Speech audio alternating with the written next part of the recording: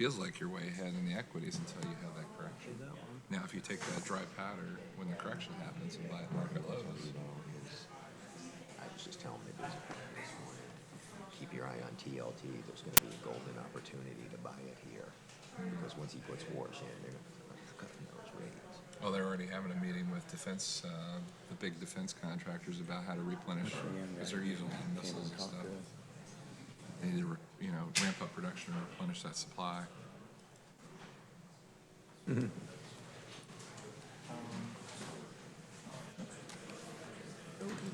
go.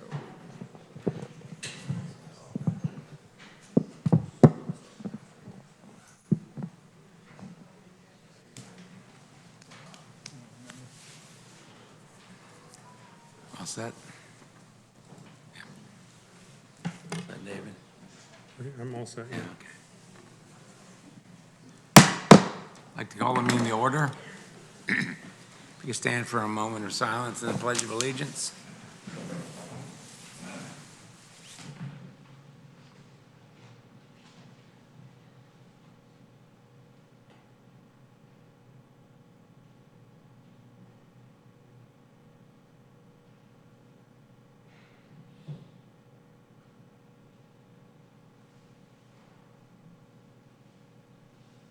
I pledge allegiance to the flag of the United States of America and to the republic for which it stands, one nation, under God, indivisible, with liberty and justice for all.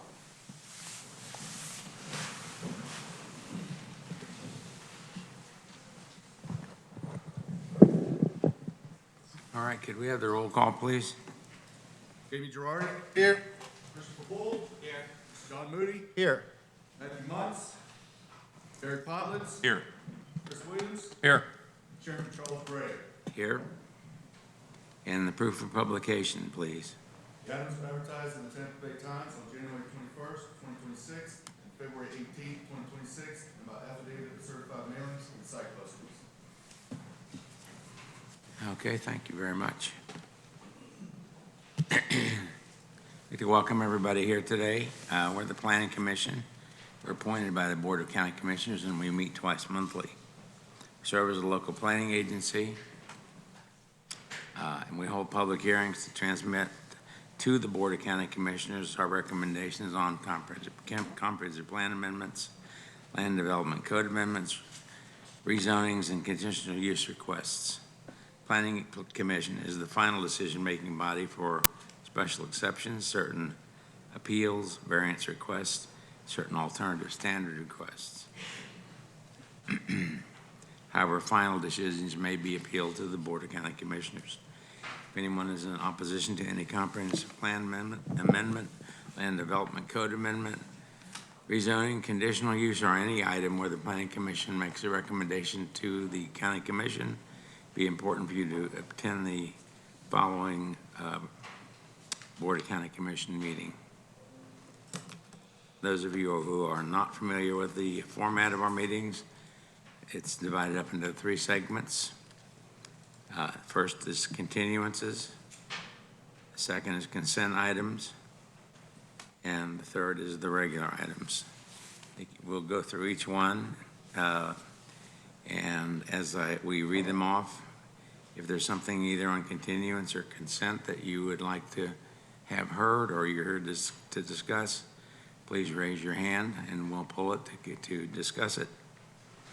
And it'll go on to the regular items. And those are the items that will be fully discussed today.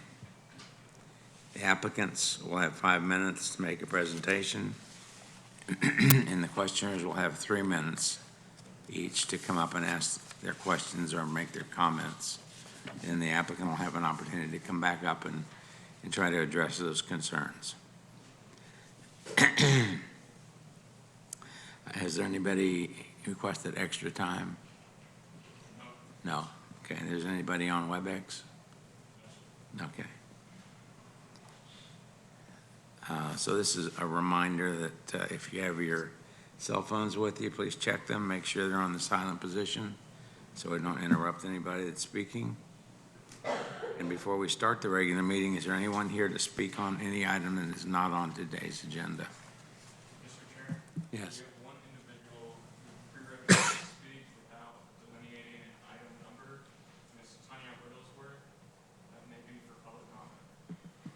Okay, who is that? Tanya Riddlesworth? Yeah, please come forward, give us your, whoever comes to speak, just please, when you come up, give your name, your address, and the item that you want to speak about. Okay, then we're gonna, before you say anything though, we're gonna swear in everyone at once that might want to speak today.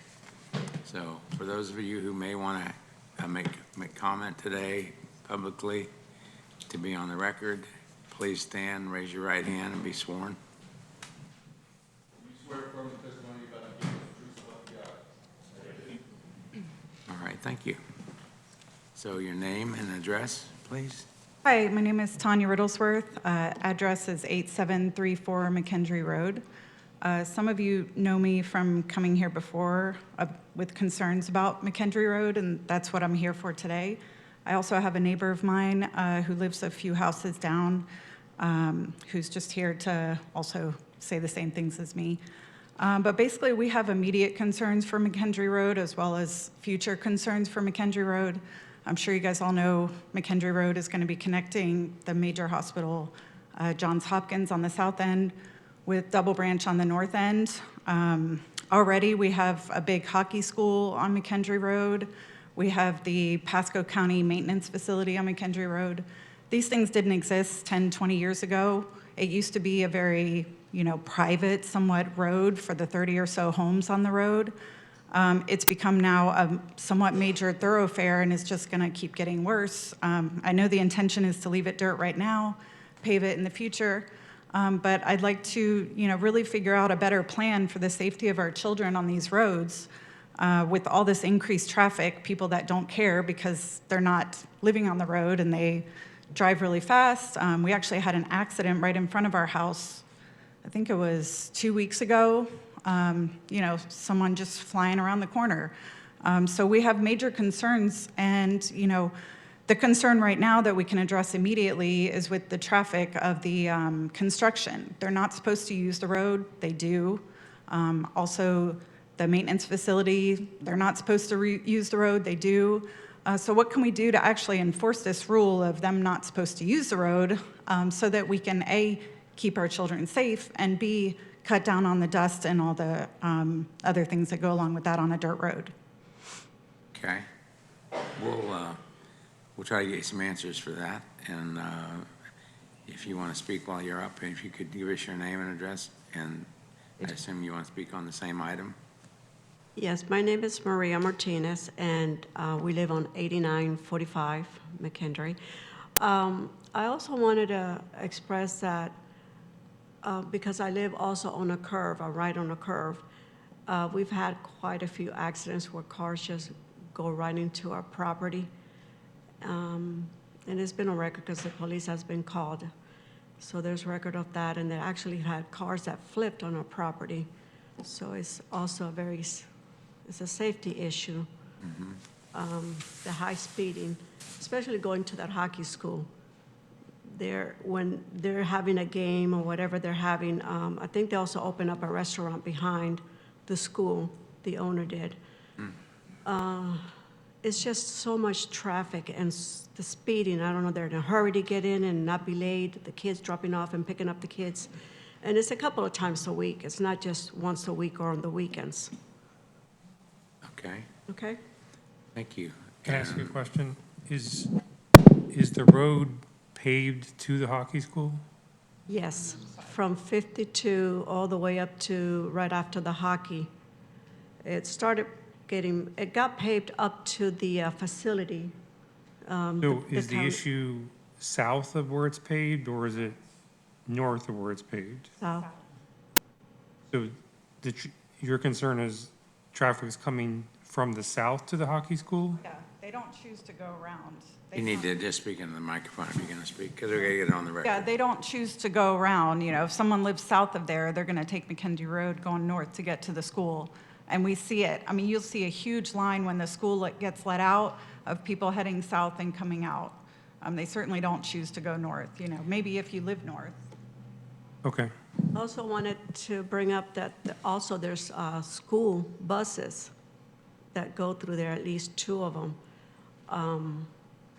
So that could be, and it's not only the high traffic and all that, it's also the breaking down of the dirt road, Yeah, we call it the washboard effect or whatever, the boom, boom, boom, jumping like that. yeah. So that's Yeah. not helping with that either. Sorry, can I say one other thing? I'm curious, if McKendree Road is the only major road that's an unimproved dirt road in Pasco County. I know there's plenty of dirt roads, but how many are there that are going to be connecting Double Branch, a major, downtown that we're going to be having, to a major hospital? Yeah, I think this is just an unprecedented situation that needs to be addressed. What are we going to do? Because there's going to be plenty more traffic. It's already a problem, and what are we going to do for the future? Okay. All right. Young lady, did you want to say something? Okay. You're just there for support, huh? Moral support. Okay. Chris, is there any issues with schools there in that area? Well, the hockey school's a private school. Yeah, but So- I'm talking about our public schools. Oh. Nothing. No, not that I'm They aware don't of. transfer. They don't- I mean, we may transport, they may pick up children on McKendree Road, so that would be the purpose of a bus traveling that road. Right. But other than that, they don't. You got necessarily- Cypress Creek across 75 from it, but it's not. Yeah. Well, do we have anybody here from the county that wants to address these questions? Would have to be somebody from planning or public works. I don't know if somebody wants to address it. Well, we're just trying to see if we can get somebody here since this is not on the agenda. So if you want to, David Engel, Planning and Economic Development Director. So the citizens brought up a wide variety of questions. So what I propose to do is we have a Wildcat Bales MPUD, which incorporates the hospital and all the residential development. There is a road plan, and there's a requirement that only local traffic can use this portion of McKendree. There's also some Vision Road planning going on with the Colomar Double Branch project and realigning parts of McKendree to take these houses off of alignments in certain areas to keep their road low-key and more private. So what I'd like to do is just step out with the citizens, with Nick Uren and somebody from our MPUD team, and maybe we can give you some answers and then also see what's not answered, and we can pursue those, get back to you. that'd be very helpful, Right, David. thank you. Thank you. Thank you for coming.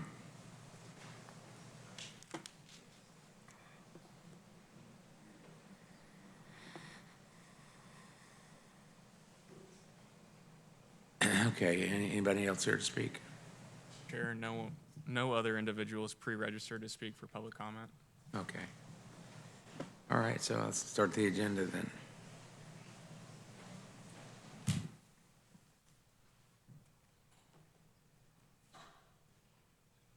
Good afternoon, Planning Commission members. I'm Kurt Syverson of Planning, Development, and Economic Growth.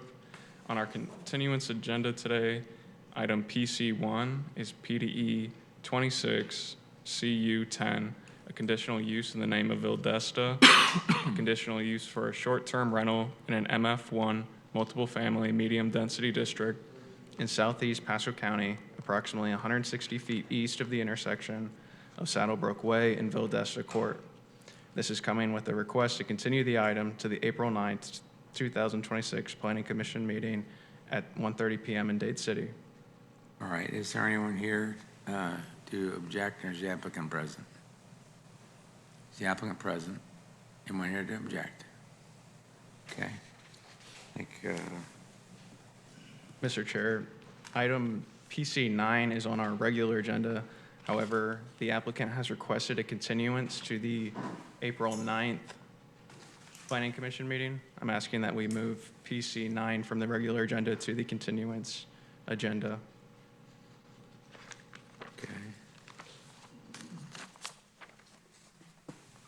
Is the applicant for P9 present? It's Barbara. It's Barbara, yeah. Yeah, anyone here to object? Mr. Chair, since that one was not advertised as a continuance, you need to see if there's anybody here that can't be here on the continuance date. So the continuance date is April the 9th Is there anyone here to speak on this item that can't be here on April the 9th?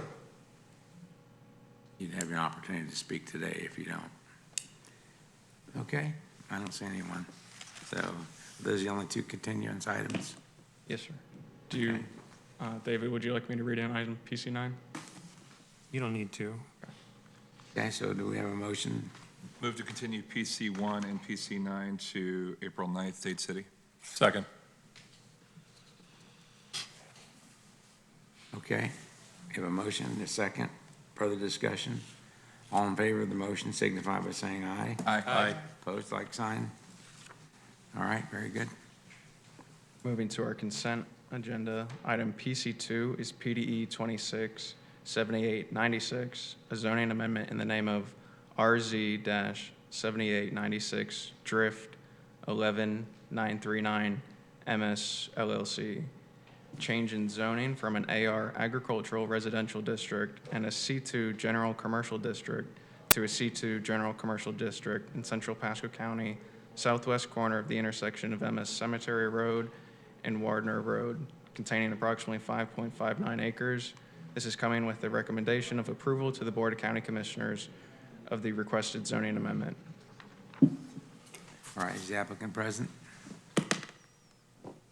Anyone here to object? Okay, next.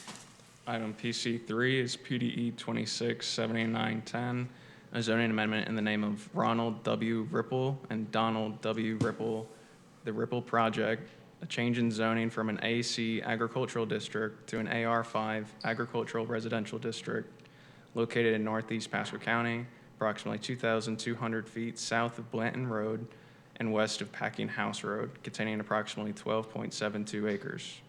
This is coming with a recommendation of approval to the Board of County Commissioners of the requested zoning amendment. All right. Is the applicant present? Anyone here to object? See no one? All right, next. Item PC4, we do have individuals registered to speak on this item.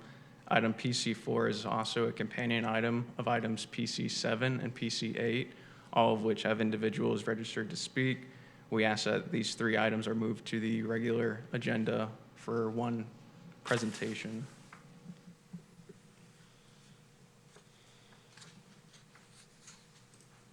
In PC8, you said? 4, 7, and 8.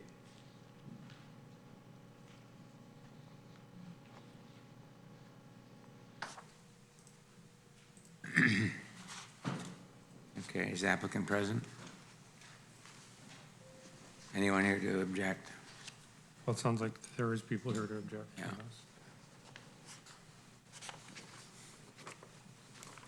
And Barbara, you have all three of those? Huh?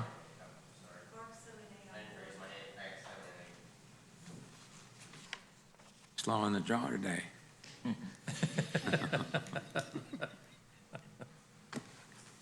Okay, The next item on consent is item PC5, PDE 267889, a zoning amendment in the name of Curley and 54 Commercial MPUD by Kimberly Ann Howe, Avitas Meridian, ARP Meridian, a rezoning request from an AR agricultural residential district to an MPUD master plan unit development district to allow for the development of 58,250 square feet of commercial, retail, or office and associated infrastructure on approximately 4.91 acres located at the northeast corner of the intersection of Curley Road and County Road 54 in south central Pasco County.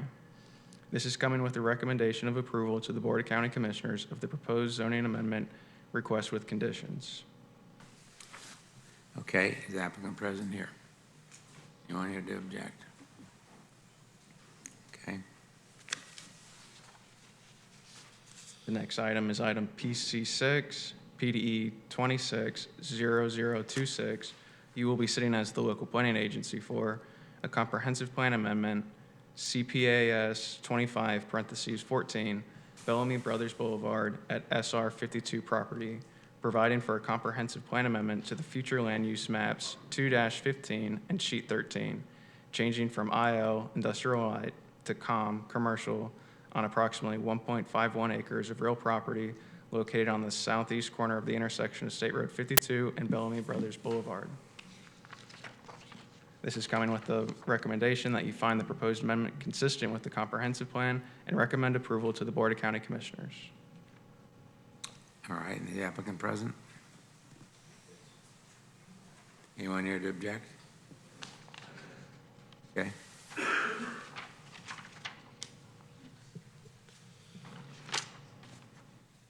All right.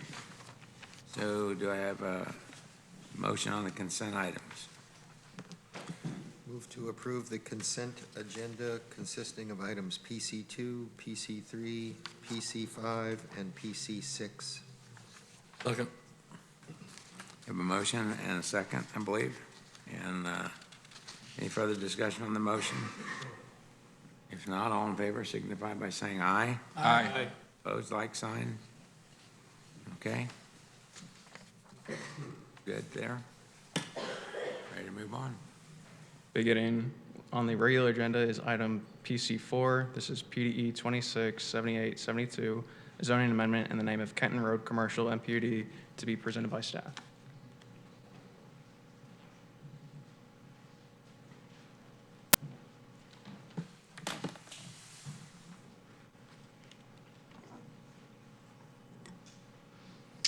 Good afternoon, Gavin Covey, Planning, Development, and Economic Growth. This is PDE 267872, the Kenton Road Commercial MPUD. So the proposal is a rezoning request from AC Agricultural to an MPUD Master Plan Unit Development District. And this is to develop 110,000 square feet of non-residential entitlements and 120 hotel rooms at the northwest corner of the intersection of Kenton Road and Elam Road. Here's a location map within the county. Here is a location map within Connected City. As you can see in the red star, it's within the community hub. Community hub within the comp plan is defined by medium density and intensity, a mix of uses that support recreation, cultural destinations, and education facilities, as well as mixed-use areas serving as neighborhood centers. Here is the aerial of the site. Here's the current zoning of the site, which is AC. And then here is the current master plan. You can see that it's divided into 3 distinct sections, area A, B, and C.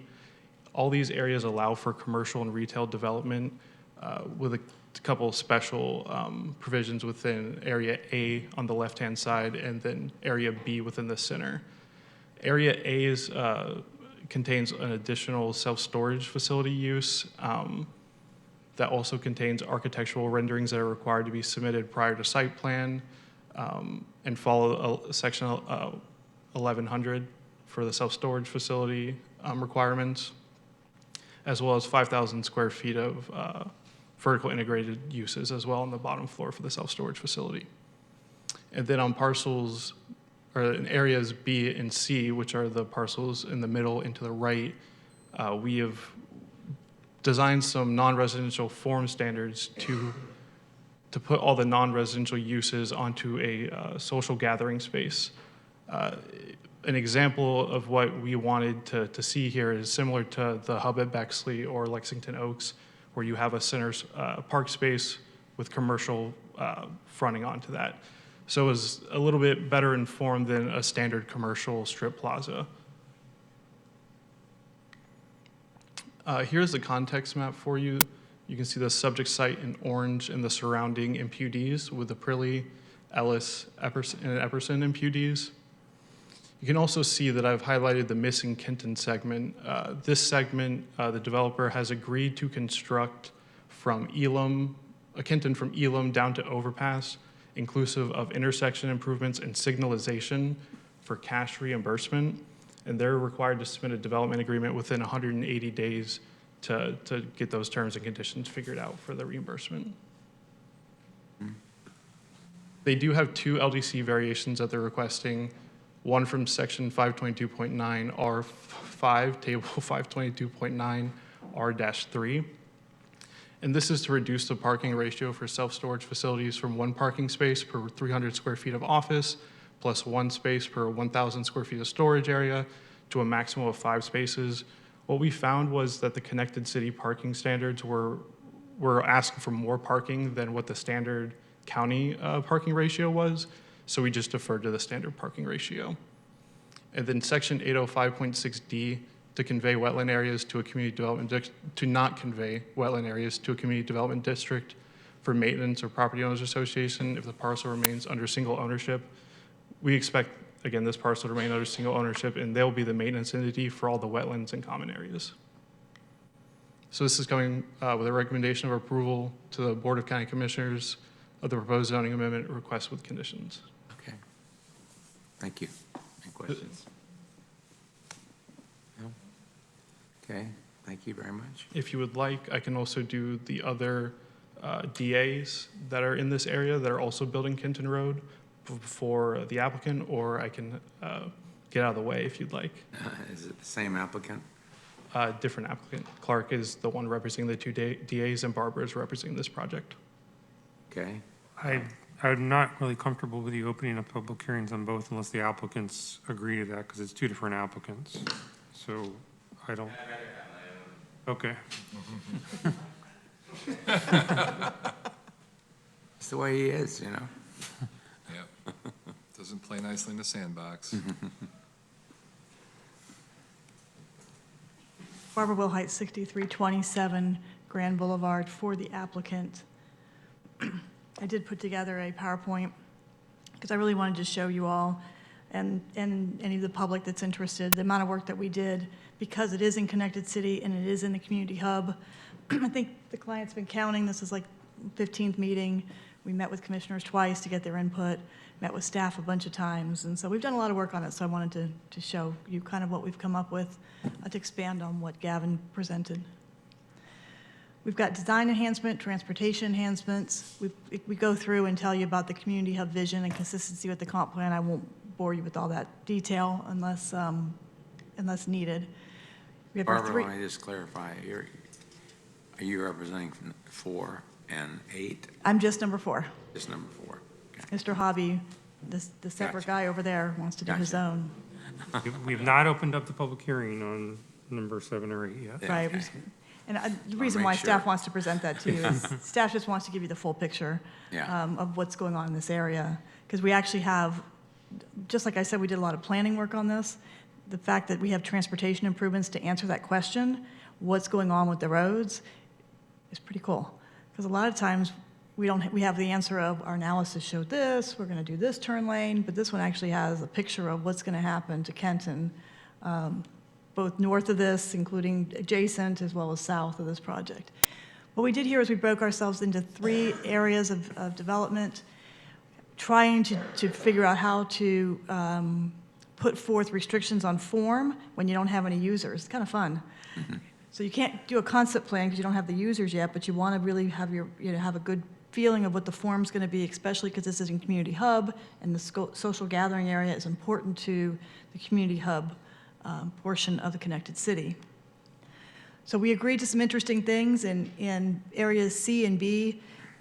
Again, the staff said, we want you to be like the hub, and I said, what makes the hub the way it is? Well, it's restaurants, cafes, coffee.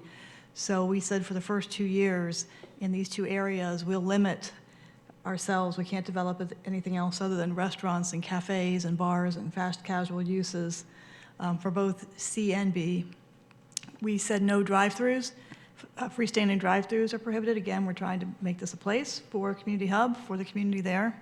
Self-storage, Gavin went through these things. We have our enhanced street-facing facades, maximum of 3 acres. It was important to the county that they knew what that footprint was going to be and what the remainder of the footprint of the property was going to be. We did vertical integration.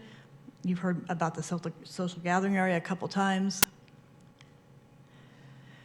Pedestrian connectivity was important. Building orientation is important. We talked about, how do our buildings orient to the roads, how they orient to the social gathering area, where can you park, where can't you park. So those are the details that you're seeing here.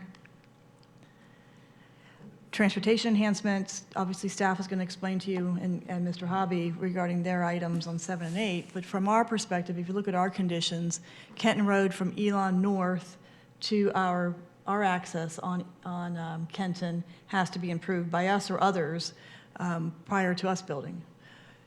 We have to do a proportionate share contribution for the signal at Kenton Road and Elam. So when you've heard that the client is going to do that segment, they call it the missing segment of Kenton between Elam and Overpass. Staff was very clear, we're going to cash reimburse for that, but not for your prop share of the signal. So that is on the client's dime. And as you can, what I just said, we're going to do that portion, that missing segment of Kenton. So you won't start construction until that's done? We won't start construction until the north of Elam improvement is done.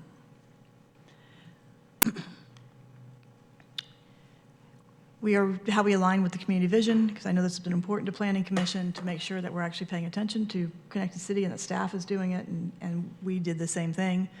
We've got our commercial retail components, our neighborhood serving mix of uses. We're providing that convenience, employment, and essential services. When you look at how Connected City is building out in context, this is a natural neighborhood commercial serving location.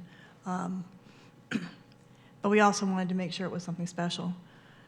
We've got pedestrian orientation, interconnected setting, and we have a hotel as one of our uses. Consistency with the comp plan.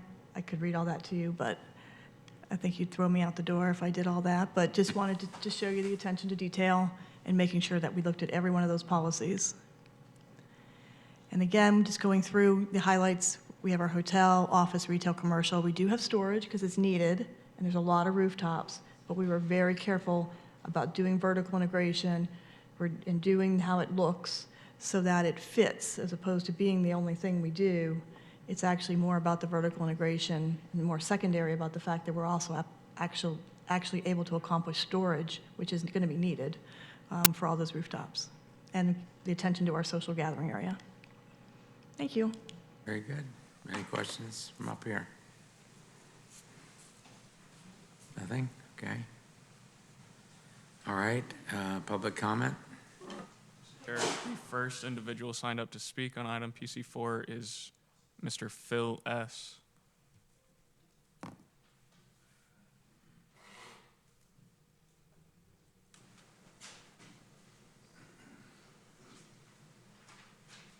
You'd state your name and address, please. Philip Singletary, 8723 Kenton Road. Thank you. I feel like we've been not included in this mass community center that you have. I live on Kenton Road. It's a private road. Half mile from Elam Road north is private. It's pretty much a one-lane road most of the time. The property in question right now is at the corner of Elam and Kenton. It's 10 acres. It's at the very highest point of that road.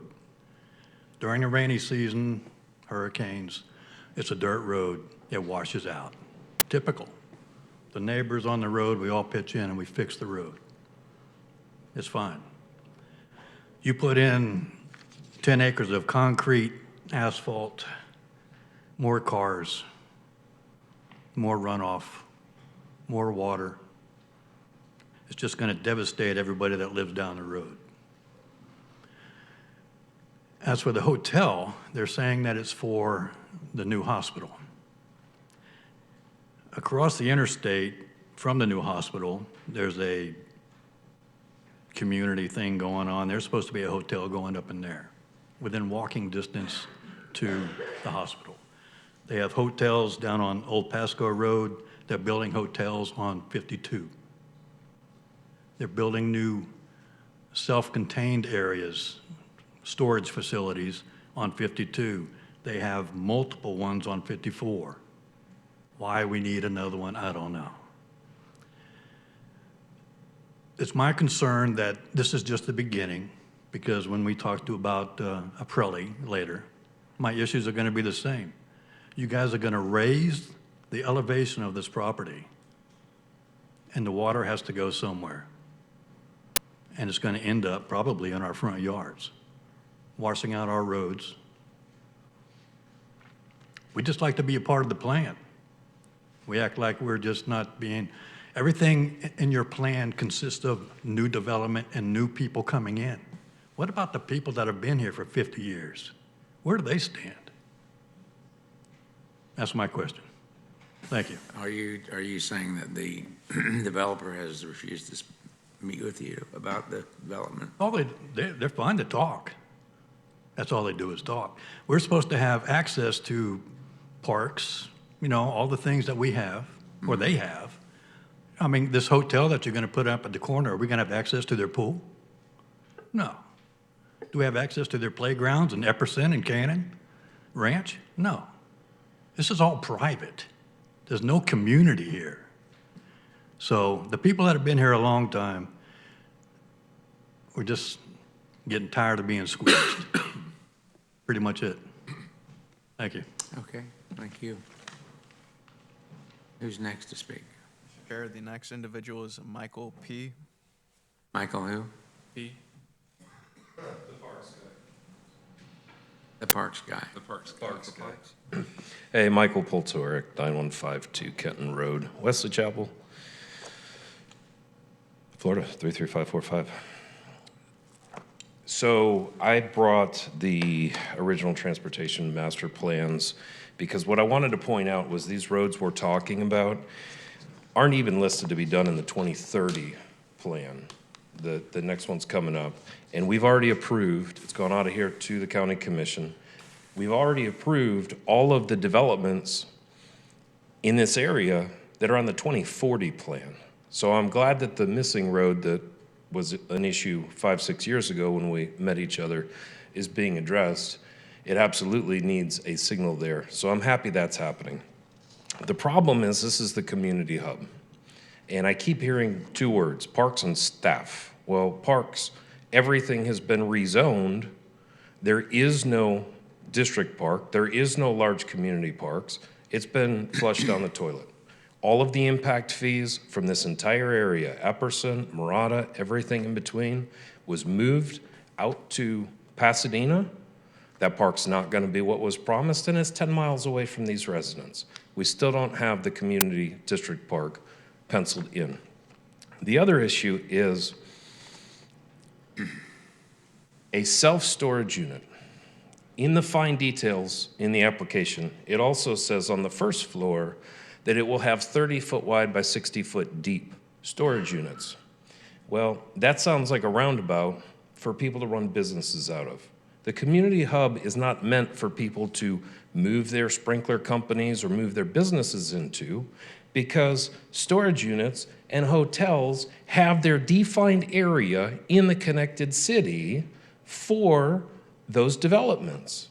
It's the innovation zones and it's the business district. I have the comp plan. I have the comp plan amendment. I'm happy to read it again and put it on the record if you'd like. But hotels and storage units are not part of the purpose or intent of the community hub within the connected city. There's a place for this, and it's on State Road 52. If you're going to say you're going to put in crates or some restaurants, some cafes, that's a social gathering place. Fantastic. A hotel is not supposed to go in the community hub. This is going to be on a 2-lane residential road. And I can't imagine any of you gentlemen would vote to approve a storage unit being put on your residential street. Those businesses need to be up on the state road where there's adequate lanes of traffic, where there's adequate safety for everybody getting in and out. And this is absolutely uncalled for in this area of the connected city. This is supposed to be about families, a place where the whole connected city comes together. It's the central portion of the whole thing. Go ahead. This does not meet the comp plan on any level, even though the LDC gets quoted up there. Thank you. All right, thank you for coming. Any questions? Okay. It may be helpful, though, if staff could put up that map of connected city, just so we can reference it as we're going through Who's next on the agenda? from the presentation.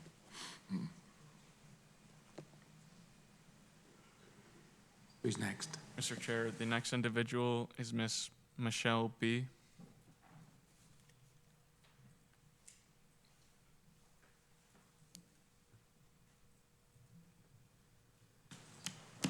Hi, everyone. Hi. I'm Michelle Burkett. My mom lives at 8747 Kenton Road. I've lived there my whole life with her on the 10 acres. And what I would like to say is, I don't want to be involved in any of this, the whole hub deal. All I want is us just to have a road back to where it used to be, where we didn't have traffic from the south side and the north side and all this other stuff that's going on around us. When you're going to put a hotel at where everybody has 10-acre lots, it's out in the middle of nowhere. It's nowhere even close to a hospital. My daughter, when she was in an accident back in 2021, we tried to find a hospital at All Children's Hospital. We tried to find a good hotel for us to stay at. Everyone that was near a hospital was awful. I hate to say that, but it was. We had to travel really, really, really far to find a good one because all it attracted was transients, people that couldn't afford a nice hotel. So I'm afraid what's going to happen is this hotel is going to end up being like one of those. And then guess what? We're going to have people coming down Kenton Road, being nosy like they already do already with their four-wheelers, their side-by-sides, coming from the hockey place, you name it, we're getting it from both ends. Then you have the storage unit. Well, the storage unit's going to add more people to it, transients, people that just want to kind of hang around. And then you have another section of it that we don't know what's going to exactly go do in the other section. Y'all have it open for other things. We don't know what's going to happen with that either. I mean, this is like out in the middle of nowhere. I just don't understand why this is going to blend. It doesn't blend. I don't care about the pool. Phil had a good point, but I don't care about the pool and all that stuff. I just want our 10 acres back to our private. I want it cut at the end of Elam Road, and I want it cut at the other end of Kenton Road, because the first half is 10 or 11 people that live there. We just want our peace. We don't want to be involved in Connected City. We just want to come into our house, enjoy some peace, and then go out into the craziness that we do every day. So that's all we're asking. You know, y'all are supposed to be here to help us and be here for us and speak for us. We're trying to keep telling you what's going on, and nobody's listening. And it's just terrible. That's all I have to say. And I got more to come, but everybody else is doing really good too, Mike and Phil. So Where are you on that map, please? I am on Elam Road. I am on the, I just had a brain fart, on the south side. I'm at the end where all this corner is. I'm halfway down the hill. Mr. Williams actually knows where I live and how bad this road is. And when the other comment, I got 27 seconds, and the other comment about how bad the road gets when it gets fixed, and we all pitch in to fix it, okay, our portion. When it rains, oh, it's awful. Ask him, he knows. He thought he's got lost a couple times, fall into a hole. I mean, it's just really, really bad. And when you elevate it, like Mr. Phil said, it's gonna be even worse. I mean, we already have a ditch that goes across there. So it's just, you're adding more to the chaos. Thank you. I appreciate it. Oh, that's okay. Any questions up here? Okay, thank you very much. Next. Mr. Chair, the last individual pre-registered to speak on item PC4 is Ms. Jennifer McCarthy.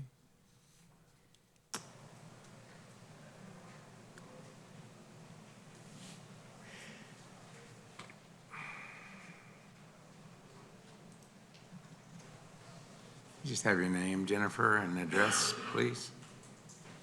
Sure. Jennifer McCarthy, 8819 Kenton Road. So, I obviously live next to the Singletaries and Egus, and we all have the same concerns, and we've been voicing the same concerns since 2014. So, nothing has been done. So, particularly with this development, I have questions about how the hotel and storage unit fit in as far as a community hub. I was told by Ernie Monaco, by Matt Armstrong, by all these long-term developers that have since left Pasco County when this was being, talked about between when they were here, 2014 to 2020, 19 is when Ernie left, is that there would be buffers, there would be a step down. We are not putting commercial next to your all's residential property. So we're on Kenton Road here, there's 10 10-acre parcels. So this is the first one. They said, you don't have to worry about a gas station coming next to you. Well, here we go. We have open, I don't see anything saying that a gas station couldn't go in that first spot, but that's here nor there. But you still have a storage unit and a hotel going. So the buffering and the step down that was promised, what is here is it's not done and it's not enough. I also have concerns about water runoff. Again, this is at the top of Kenton Road. The water is gonna go somewhere. If they direct it into the conservation behind, it comes up behind our property, eventually makes it into the well over by, where is that, behind Old Pasco, floods there, and then floods the East Paget. So everything that flooded 2 years ago with the 500-year event, things like this property help, will, if it's all paved over and not properly mitigated, is gonna make it worse, not just in our vicinity, but in all of Pasco County that was dealing with this a couple years ago. I also, a couple of questions. I don't see the max height of the buildings that's promised, and also in PC4, it says that they're going to MPUD, but on her thing it says CC MPUD.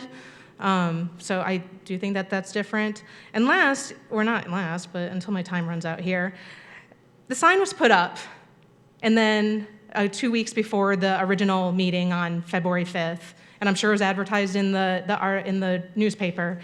And then it was continued with no notice, other than somebody actively going on to the agenda sheet. And then there was nothing else on the sign. So there's nothing on the sign saying, hey, now this has been moved on to this meeting. So this is what has been happening over the past 12 years now, is we've been chasing dates. And if y'all think it's easy to find agenda dates other than it going individually through the Pasco Planning Commission, it's very difficult for residents to find this information. I don't understand why the sign wasn't updated. I don't understand why they applied when I feel like in situations like this, they almost knew that they were just going to immediately continue it so that residents would go out of their way to make plans, which I did, and then have to now do this a month later. It's very difficult. It's very difficult, right? I just would question, hey, we put up this sign and then 5 days later we're continuing it. Why isn't something posted on there to say, here's the new date? Because people driving down are not doing this. It should be easy for the residents to come in here and talk. So I feel very strongly about this. I've been chasing dates on signs for 12 years. It's super convenient, but if they're not updated, they're meaningless. So I question whether they should be updating these, because there's been some talk that they should be updating them, not just putting another thing in the Tampa Bay Times that nobody has access to or easily. I don't know. It's not easy. I always feel like I can find things, and this is very difficult for me every single time to chase these dates. So thank you. Thank you very much. Appreciate you coming. I know there's some discussions of improvements for the website, being able to get some of the stuff online that was posted in the paper. So I don't know if Mr. Engel could comment to that. It's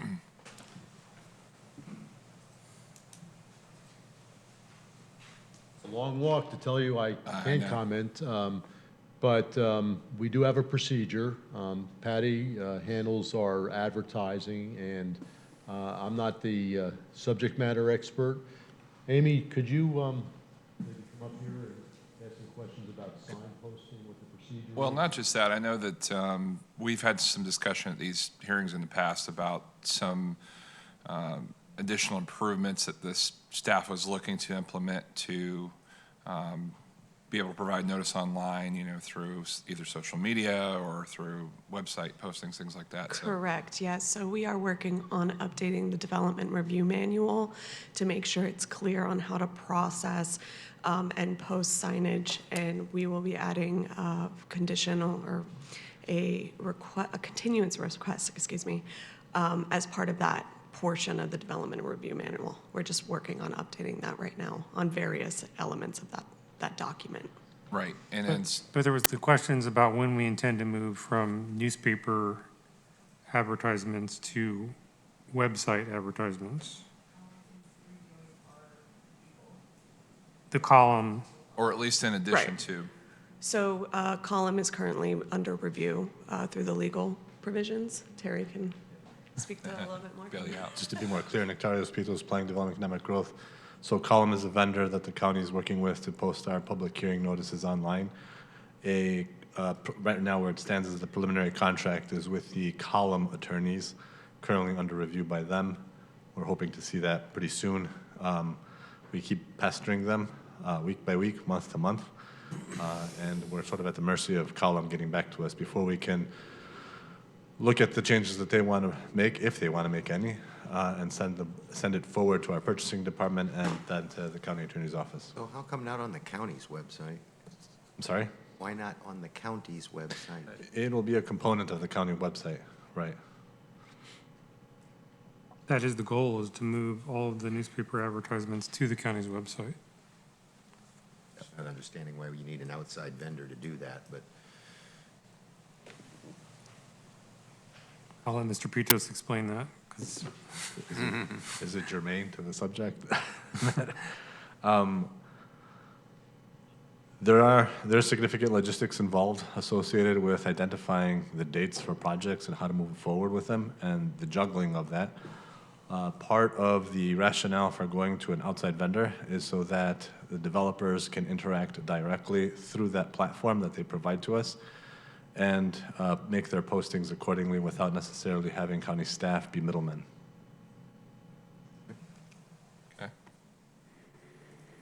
Yeah, I just wanted to address the last person who came up to speak, because I knew that was something we discussed, and I tend to agree with her. It's sometimes difficult to keep up with the continuances and all that, and we want to make sure everybody has a chance to come here and speak. They have to take off work in order to get here in the middle of the day a lot of times, so. Right. I would just say that as it relates to continuances, there are continuances when applicants are requesting them because they learn about certain issues that the community has, and so they want to be able to address them before they actually make presentation to the Planning Commission or the board. Then there are other times where the county requests continuances because the project is not ready to proceed. At least as we see it based on the review, we decide that this needs a little bit more time before it goes to the public for public discourse. Yeah, and I understand where a lot of things may be last minute, but that's where the online posting would come in pretty handy to be able to get that information out quickly to the public. Thank you.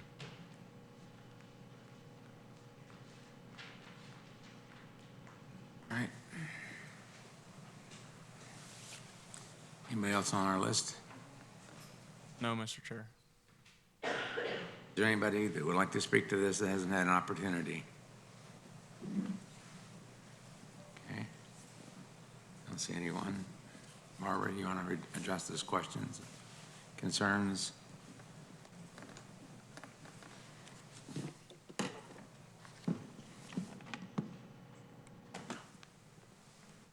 So I took good notes, and Bruce Landis is going to talk about stormwater and drainage. But with regard to road improvements, the road improvements are coming. You've got our commitment, our client's commitment to do the missing segment. You've got 2 DAs on. So, and it's not going to stay like it is. There's a lot of homes improved in this area. There's massive road improvements, 4-lane, it's changing. It's part of the Connected City Master Plan. That was a master planning effort that had a lot of participation in it. The community hub, we absolutely fit. When you look at Connected City, there's a list of, there's guidance and then there's prohibited uses. And hotel's not prohibited, commercial's not prohibited, because all those things are actually neighborhood serving.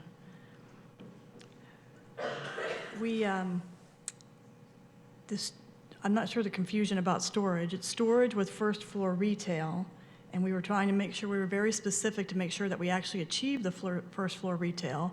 It's not first floor storage, it's not for contractors, and it's actual for commercial retail uses. So I'm not sure where that concern comes in. So there won't be businesses other than commercial retail businesses operating on the first floor of the storage facility. Again, storage is needed. It's absolutely needed. the commercial uses and proximity to where these homes are. If you look to the south, there's just a lot of homes. And having commercial in proximity so you don't have to drive all the way to 52 is something the county encourages and actually kind of demands. I understand, I can hear the neighbors because it's changing and they want it back the way it's going to be. There's already been a lot approved, and this is just this complements what's already been decided and already been approved pursuant to the Connected City Master Plan. The concern regarding gas station, we actually have a whole list of prohibited uses. Convenience store with gas, standalone car washes, vehicle sales, plumbing, electrical, mechanical, welding, machine, sheet metal, trade shops, boat and RV storage, vehicle or equipment garage, auto service, lumber yards, standalone lawnmower or small equipment sales. I know Mr. Moody loves that one. Standalone outdoor pottery, propane, septic tank, sod sales, shooting, archery ranges, solar power collection facility, automobile towing and collection facility. So we were thoughtful of the fact that we are in the middle of a community and what we can and can't do here, even to the fact that we can't have a standalone drive-through. So no McDonald's, no Wendy's. So we were thoughtful of where we are in community hub and paid a lot of attention to the fact of where we're at when we agreed to all the design parameters and all the things we can and cannot do. With that, and the answer on maximum height is 5 stories. I just checked the MPUD plan. With that, I heard drainage and stormwater and concerns regarding that, so I'd like for Bruce Landis to come up and talk to you a little bit about that. Before you do that, you said you didn't want to bore us with the slide on how this complied with the comprehensive plan. Yes. Since there are objectors, can we go through what that argument is? Sure. And then can I ask you to add pawn shop with outside junk display to that list too? So Terry, put that on your list of banned uses too. Okay. Pawn shops.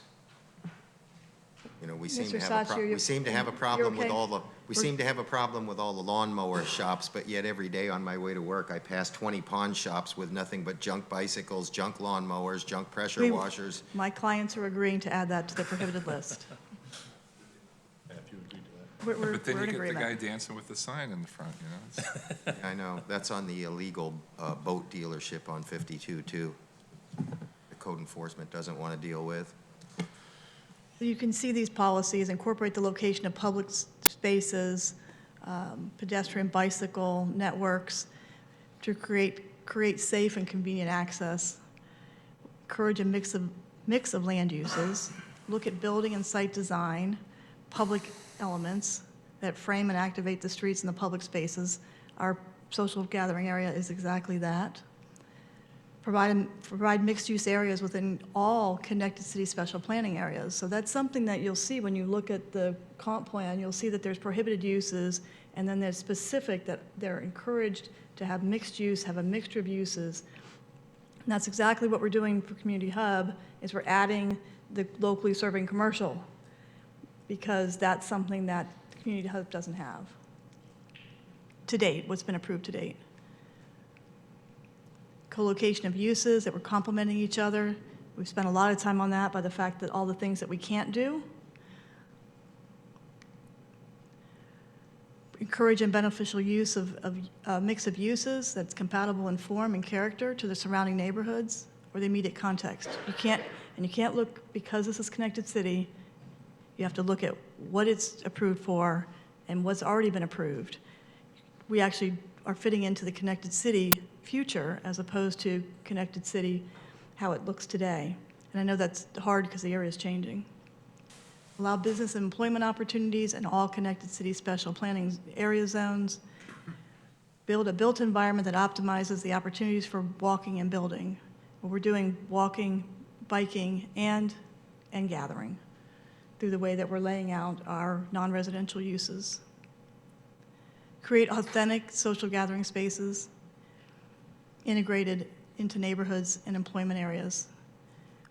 Strategically located at comfortable walking distance. Would not be a comfortable walking distance to State Road 52. connect through safe and comfortable pedestrian, bicycle, neighborhood vehicle links. All of your roads are designed in Connected City with all of those things in mind. When they're improved, they'll be improved so that you do have neighborhood vehicle links and you do have bike and pedestrian facilities.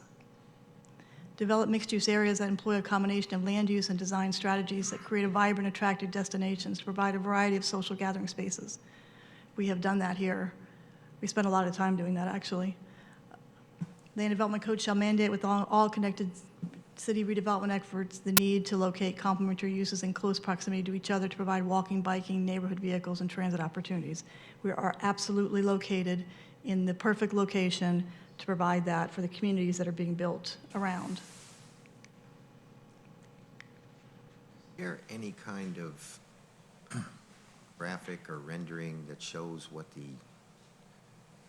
concept for the gathering space? One of the problems we've had in the past with Connected City and the complaints from the residents is they've picked apart what the vision was for each of those areas of Connected City. And we spent a lot of time in previous public hearing about that. And I hear staff, it sounds like you've attempted to integrate social gathering, cultural value into the development, and I understand why you don't want to provide a binding concept plan for a commercial property because you don't know who your users are, but I think it would be helpful if we could if you could show the public what you have in mind for the community gathering space. I think that would help make the sale, so to speak. Right now, I'm looking at just a big beige rectangle that says I'm going to put a hotel here and I'm going to put commercial here. And I'm told there's going to be a social gathering space, but I don't know where it is, what it looks like. I think that would be helpful. I'm not asking you to submit a binding plan, but is there some kind of vision you can show us so we have an idea of what it is we're talking about? The problem with doing that is I don't know whether that means, I don't know what that means. Is it a one table in the middle of a coffee shop and a donut shop? Or, you know, is this a big fountain? Is this a park? What is this? So I can't show you something because I'd be showing you something that I don't know that I can do, and I'll never do that. But I can tell you that we've spent a lot of time writing restrictions on how buildings orient. They have to orient both in B and C, they have to orient to a social gathering area. No parking in between those buildings and the social gathering area. So you can already see it starting to form if you think about what that means. Buildings, no parking in between. If we have a hotel use, we can have one row of parking in between the social gathering area, but in C, no parking between our retail buildings and our social gathering area. Is there like a minimum area or anything defined for this, or? It is hard to do it at zoning. So what we did is put all of the things that will set up the form, and ultimately staff has to approve it as meeting the intent of all the requirements. Well, okay, so the difficulty that I'm having with that is someone can come in and put up buildings and leave 10 square feet and say, that's my social gathering area, and you'll say, look, I've met the intent of the code, and Mr. Poltorek will be back up here going, what in the hell did you guys approve up here? It would be helpful if there could be some basic standards, dimensional standards or form standards for that. I get what you're saying, but I don't feel like there's enough defined requirement for that space. And that's been one of the big points of contention with the public that objects to what's going on in Connected City out here. And I think it would be helpful if there was some kind of visual as to what the intent is there. I'm not asking you to commit to a final design, but at least, you know, I'll make it 1,000 square feet or 10,000 square feet, or maybe the intent is 10 square feet. I don't know, but I don't know what that is right now. All I can tell you is that there's a whole list of requirements on how we do this. And there's many different ways it'll be done depending on who the users are. So I don't know what more I can do, other than put all these restrictions on, even down to the use. We can't put anything in there but restaurants and cafes. We have to provide and orient to an actual social gathering area in our buildings. We can't have parking in between. I mean, there's nothing else like this. I haven't written this ever before. My clients are like, oh my God, because we don't have, all these restrictions.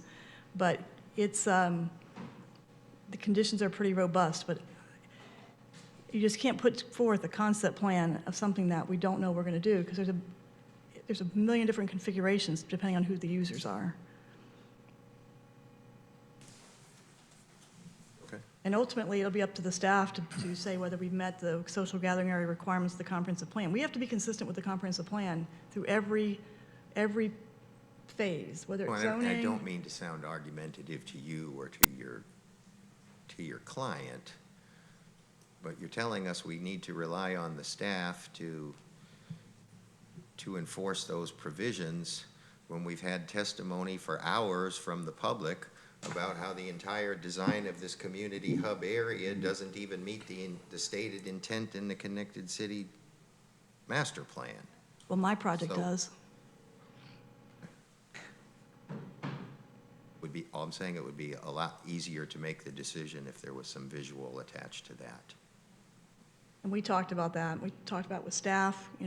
I have never wanted to bring something forward and show you something that's not going to be.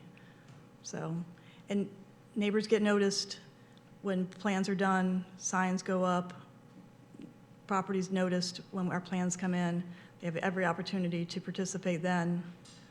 And again, we have to be consistent with the comp plan all the way through. Well, again, I don't mean to be over-argumentative, but at the time of site plan, the public has absolutely zero rights at that point. They get a notice, that's it. They have zero right of redress over a site plan at that point.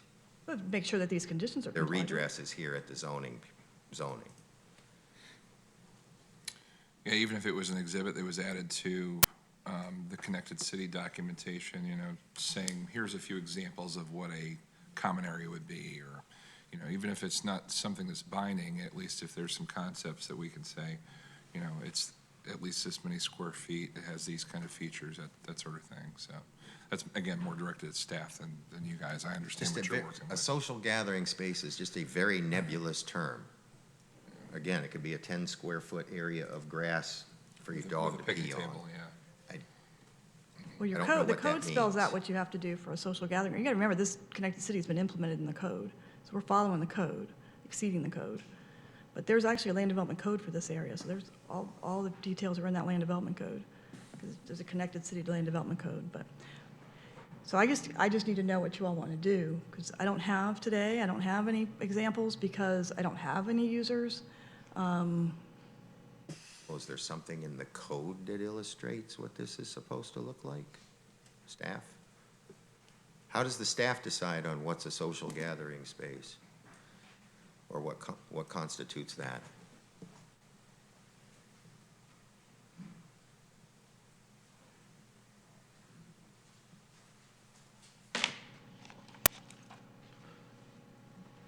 The social gathering area is a common area in a commercial node that is not attributable to one specific tenant or user.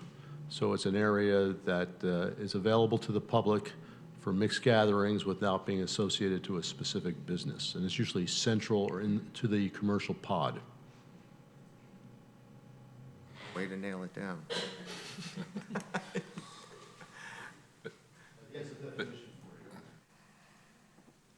William Vermillion, Planning Development, Economic Growth. Let me see if I can fit this big laptop up here. The county refuses to get me a smaller one. So in the Green space. One day you'll appreciate that when you need these. keeping me strong though, it's pretty heavy. So in the Connected City Land Development Code, there is a specific section that speaks to what social gathering spaces are. When So that can we word go is over that? referenced, right? When that word's referenced throughout the comp plan, what is a social gathering space? The Land Development Code has, I don't know if it'll be easier for me to read this to you. There's 3 paragraphs, or if Patty could share it on the screen, if that'd be easier. Would you like me to read it? Why don't you do both?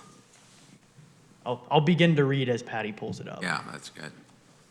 It speaks to the requirements of an application to show this, to generally describe the location and the type of space that will be integrated into the design of the projects. These spaces shall be, and then there's 3 different bullet points for what these spaces should be. The first is accessible by at least 2 of the following: automobile, neighborhood vehicle, bicycle, or foot. So the first bullet speaks to the accessibility of the social gathering space by at least 2 different transportation methods. The second talks about public or private establishments included, but not limited to, parks, schools, libraries, cafes, and bookstores. So I believe the commercial retail component, we spoke about cafes, bars, and restaurants. They're hitting that second bullet point of social gathering space. And the third is that it's encouraged to be co-located with civic space like schools or libraries. So it's not a public open space. If I'm understanding you correctly, this can constitute a cafe, a bookstore. Well, a cafe would make up a portion of the periphery of the social gathering space. So in the conditions of approval, we did more nail down, even more specifically than the land development code, the use of flex lawns and different kinds of plantings and public art that actually inhabit the overall space. Can you go over what those are? The conditions of approval, I actually have them up on my other screen. So that includes flex lawn space, landscape beds with public seating, fountains, or public art facilities. Okay. You've answered the question now. That's what I was missing. Yes, sir.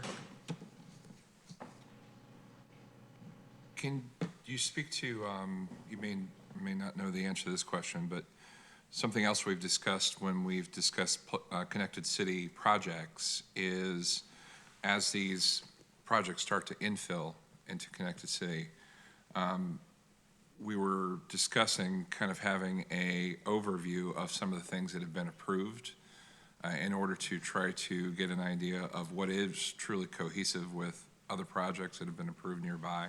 And we discussed, trying to put together some sort of a map or some sort of a general overview of all of connected city to see, that way we don't end up with a hodgepodge, because obviously these infill projects are coming piecemeal. And so, but we need to make sure it's a part of the cohesive plan. So has there anything been done on that since the last time we talked about it at this meeting?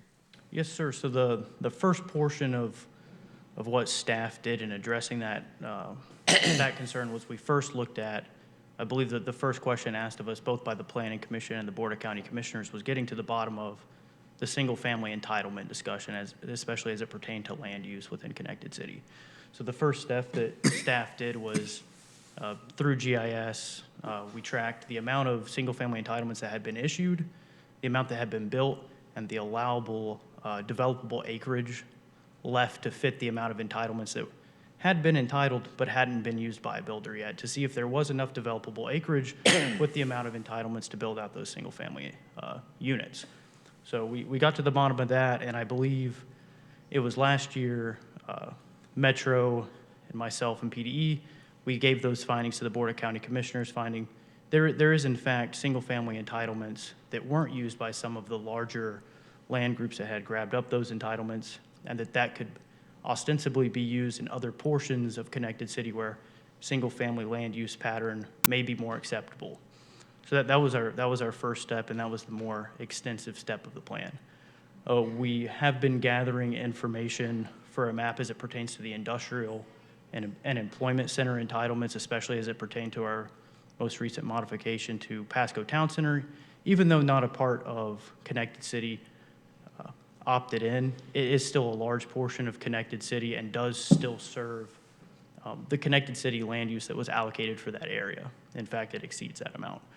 And then we've been working our way further south into areas like community hubs when we talk about tall timbers as it relates to park space and the bus depot property on the other side on trying to accommodate a more centralized park space for the residents outside of the VOPH Super Park. How's that coming? It's coming well. The longest part of that is staff working within the GIS platform to properly map it. The entitlements and the land use is very easy to find, but whenever we become when we're actually formally mapping this out to bring you guys a completed package, that's the longer I portion. didn't mean the mapping, I meant when I said, how's that coming, the park, the whole park and bus depot Yeah, there's a lot of thing. discussion about that too. Sure, I mean, I'm not going to put words in anybody's mouth, but I know that the Director of Parks, PDE, and the commissioners are all working together to try to find a solution that both positively benefits the landowner of Tall Timbers without hindering their development potential, as well as advancing the need for a neighborhood park. Yeah, I mean, I think it may make sense to have a project like this on the perimeter of this community hub, but the whole idea of this central area of the community hub is to have a community hub, so, and that would be a park area, that type of thing, so that's why, you know, that was of interest to the planning commission when we discussed this before. Certainly. Do you recall how many units were left over?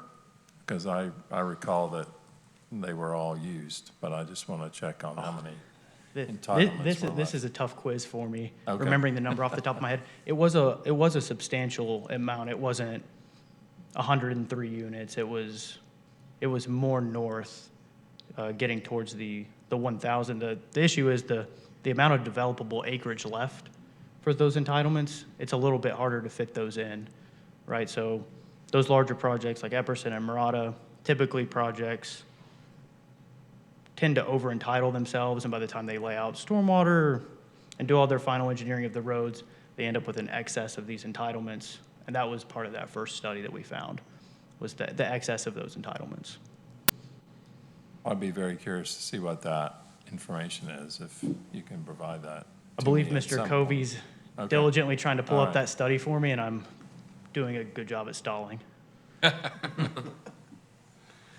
you think it's in the upper hundreds area, yeah? Yes, sir, I Between wouldn't. 500 and 1,000, somewhere in there. My recollection, it was actually north of 1,000 units. Okay. But you're thinking that the remaining buildable area probably wouldn't support that much? There, in my professional opinion, there's zero chance that you could develop all those single-family detached left, especially within the connected area SPA zones that prohibit single-family that remain. You're saying,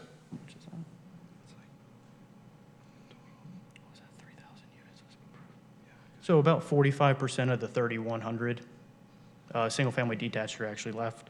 Oh. Yep. About, actually, I was way off. It's about 4,000 left. Oh, wow.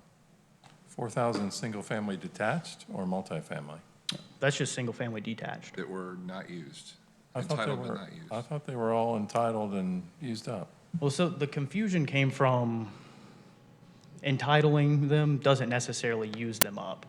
So they were all issued and entitled, but it was an over-entitling of the land whenever it was actually engineered. And we're working on a way that those entitlements then come back to the overall connected city pot to be used by other developers in areas where it makes sense to have single-family detached. William, were they entitled with a loom, though?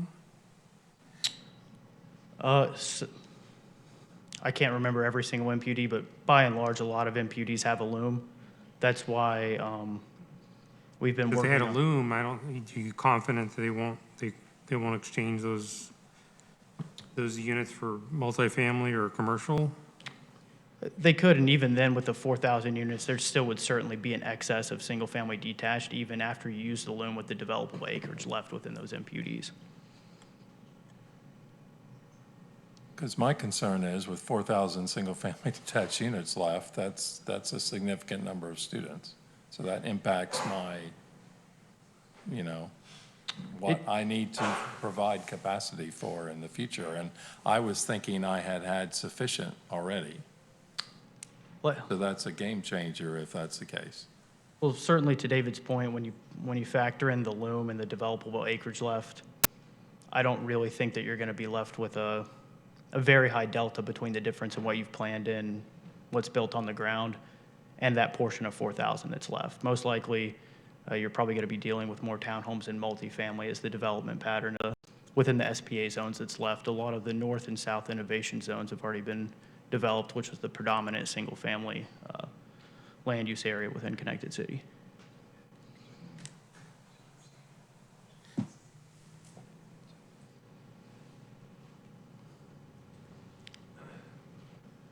Any further questions for me? from the Planning Commission members? Thanks for the info. Thank you. Notorious People's Planning Development Economic Growth. On the screen, on the overhead screen is the map of Connected City. And let's see if this works. Just to add a little bit of color to what Will was mentioning as it relates to the larger projects that used much of the single-family entitlement. This is Murata, so this is where a vast majority of single-family entitlement was used in Connected City. And of course, Epperson is down here. They use quite a bit of the single-family entitlement. What remains then, and then of course this is the Pasco Town Center area. Abbey Crossing, MPUD is right about here. What remains then in Connected City for potential use of single-family entitlement, single-family detached entitlement, are these areas here where you see many existing single-family lots along the west and east side of Kenton as you move south. North is left on this map. And then in this area also. So there's not quite as much geography available in Connected City to accommodate all 4,000 single-family homes. That there may be some single-family homes that come out of what's been over-entitled, probably, but we're not looking at 4,000. Because that would be on the order of Murata or Epperson, and there's not enough space in Connected City to accommodate another Murata or another Epperson. Thank you. Thank you, Terry. Barbara Wilhite, we were trying to see what else we could come up with back here while you guys were talking. One thing that we thought of is mandating that we have a property owners association and that the social gathering area is a common area to the POA, so it won't be controlled by Starbucks, or it would actually be common, which makes it more open. So I thought that might be a good thing to do, so it's not controlled by a certain user out there. Well, I appreciate that. I just did not understand what was meant by that term, but Will explained from the code how they determine what constitutes a social gathering space. Okay, I get it. I do like that idea. It is, yeah. That will mean, make sure that it's not one tenant or one. It's truly a common area. Yeah. It's common to our property owner Puts up a association. fence, so. So it'll be, I think that'll help define it even more, as opposed to just being somebody's outdoor seating. That'd be an added condition of approval for that. Yes, in addition to the pawn shops And you being prohibited. said before you were going to talk about drainage. Yes. Well, Absolutely. I had a question for Barbara before. I mean, maybe it's obvious to everybody, but I know folks were talking about the residents there, how they own that road. So it looks like to me, though, that the road would actually probably be shifted a little bit to the east, and it would be built on your client's property, whatever the new Kenton is. Is that correct? The expert on the new Kenton is back here, Mr. Hobby. He has the 2 development agreements before you today. Oh, okay. I only know a little bit about the missing segment because that's what my Right, client's that's going to do. So, yourself. but Okay. there's you got your expert back Gotcha. there. Thank you. You have a segment that you're going to be paving though as well, right? We, Kenton. if nobody, the way our condition is written is that we have to make sure that that segment of Kenton from the intersection to our entrance is improved to Connected City standards before our first CO. If somebody else doesn't do it, pursuant to these DAs, then we have to do it. But it's certainly intended that they are going to, follow through with their development agreements, and so. One way or another, it'll get done. Yes, we have layers of people, like the missing segment, there's multiple people that'll stand up and get that done, interestingly enough. So there's a lot of interest in getting that road done. And you're talking about the segment between Elam and Overpass. Our segment Yeah. is what's called the missing segment by staff is Elam to Overpass. Yeah. And do you want to hear drainage? Yes. Okay, great. Absolutely.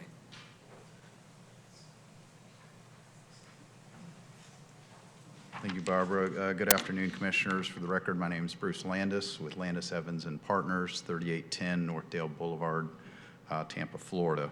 I think one of the first members of the public, a gentleman, Mr. Singletary, I believe, brought up the drainage on Elan Road.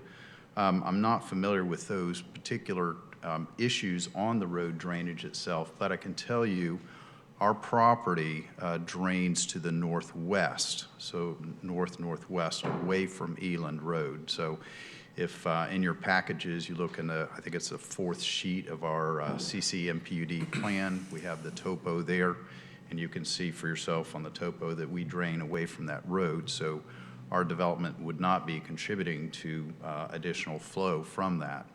And with regard to when the development goes on and the various impervious surfaces that are provided there, our permitting requirements that we'll be fulfilling are from Pasco County and then the state through the Southwest Water Management District, SWIFMUD. And this is an open drainage area basin that we're draining into to the northwest. So we'll be meeting their criteria of limiting our post-development runoff to what pre-development runoff is in a 25-year, 24-hour storm. So we'll not be contributing any additional runoff in the post-development situations. Any questions on the topic? Thank you. No, I just think the residents there need to understand how that works. That's definitely a point of clarification. If any, I think Mr. Singletary, did you understand that explanation? Yes, I did. Okay. If you're going to speak, you need to come to the microphone. Sorry, I don't normally call anybody up a second time. I don't want to come up anyway. Right now, his property is pasture. They got cows on it. Yes, the property does flow to the northwest. That's just a natural flow because everything goes to the northwest. That's where the swamp is, behind all of our houses. You concrete that or pave it or something, you're going to level it out. That water's going to go somewhere. If you've ever been, just drive by the road. Their property is on the top part of the road. The water rushes down the road and it literally makes trenches in the road. When it gets down to the bottom where it settles, it creates potholes. Granted, his property probably does flow that way, but the road is still going to cause a problem. But we can fix the road. It's not a problem. We can do that. Other thing I wanted to mention, if you would, your community hubs and your community projects seem to omit the existing communities. Everything is for the new people. So we're just kind of just swept under the rug and just accept what's coming because it's good for the community. We like our community just the way it is. Thank you. Yeah, just a minute. And I appreciate you standing up, Mr. Moody. I appreciate that. Well, I just want you to understand something.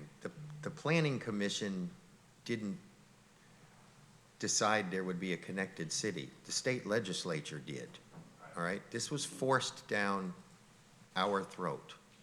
And so now we have to deal with the fallout from that, and we're trying to do the best job we can, but we did not elect to create a connected city here.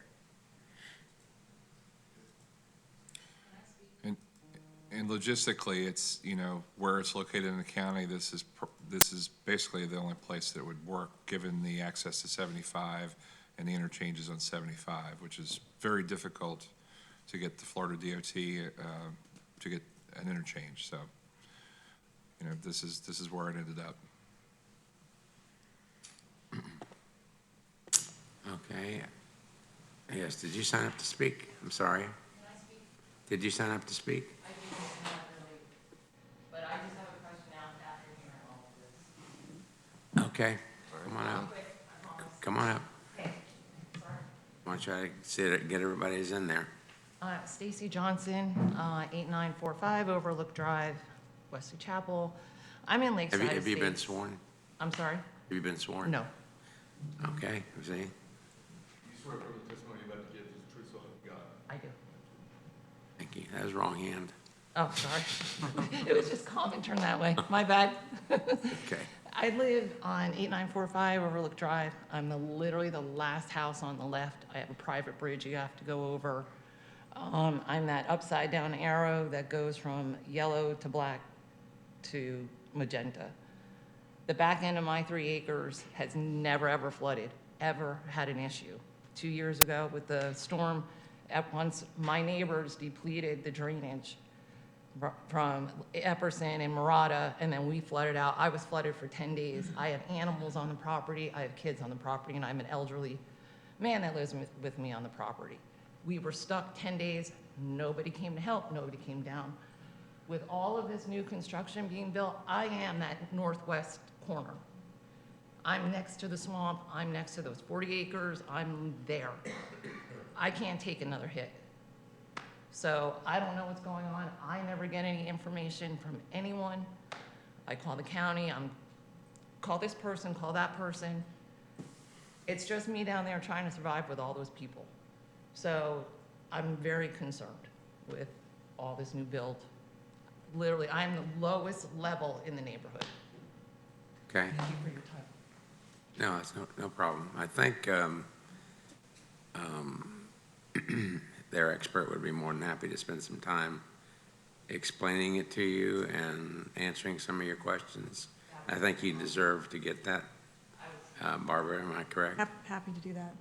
If Bruce wants to get with you and get your information.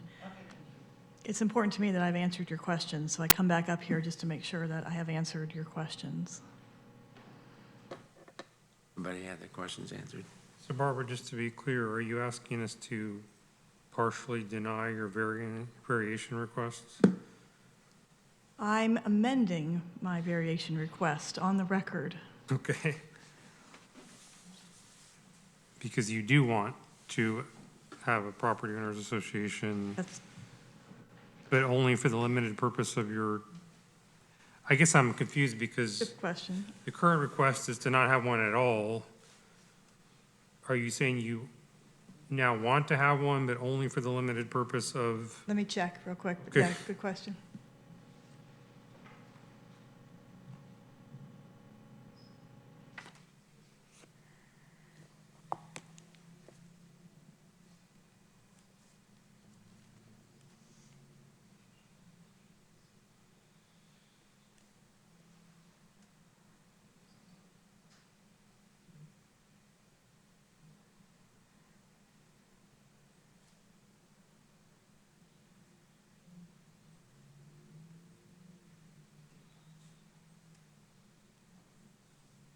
I'm withdrawing our variation request. We will have a property owners association for this project that will include all of the development in the project. All the common areas, basically. It'll have a property association that goes over all of it. So we'll have common areas, we'll have all the different users will be part of a POA. Okay. That makes it clear. Barbara, just a curiosity, I mean, it seems like there's a feeling from the current residents that are living in that area that they're not included in any of the questions or, proposals and so forth like that. And I know you usually make an extra effort to try to include people in the area and the neighborhoods to make sure they know what's going on and you get their input. Can you explain to me why they feel that way now? Nobody's ever reached out to me. Okay. This has been pending for a long time. I saw it on social media the day it got Connected City. It's on the social media and the day it got applied for. So I would always meet with people, and I'll still meet with people between now and the Board of County Commissioners. I'm happy to do that. Okay, yeah, I mean, I think that'd be a great idea. Always happy to meet. Okay. But I don't know who to meet with if nobody reaches out. But they're here today, so they're reaching out. That's reasonable, yeah. Thank you. Okay. All right. Having heard all the arguments, your motion. So whoever's making the motion, it needs to include the deletion of the last two sentences of condition 5 if Barbara's withdrawing her variation request.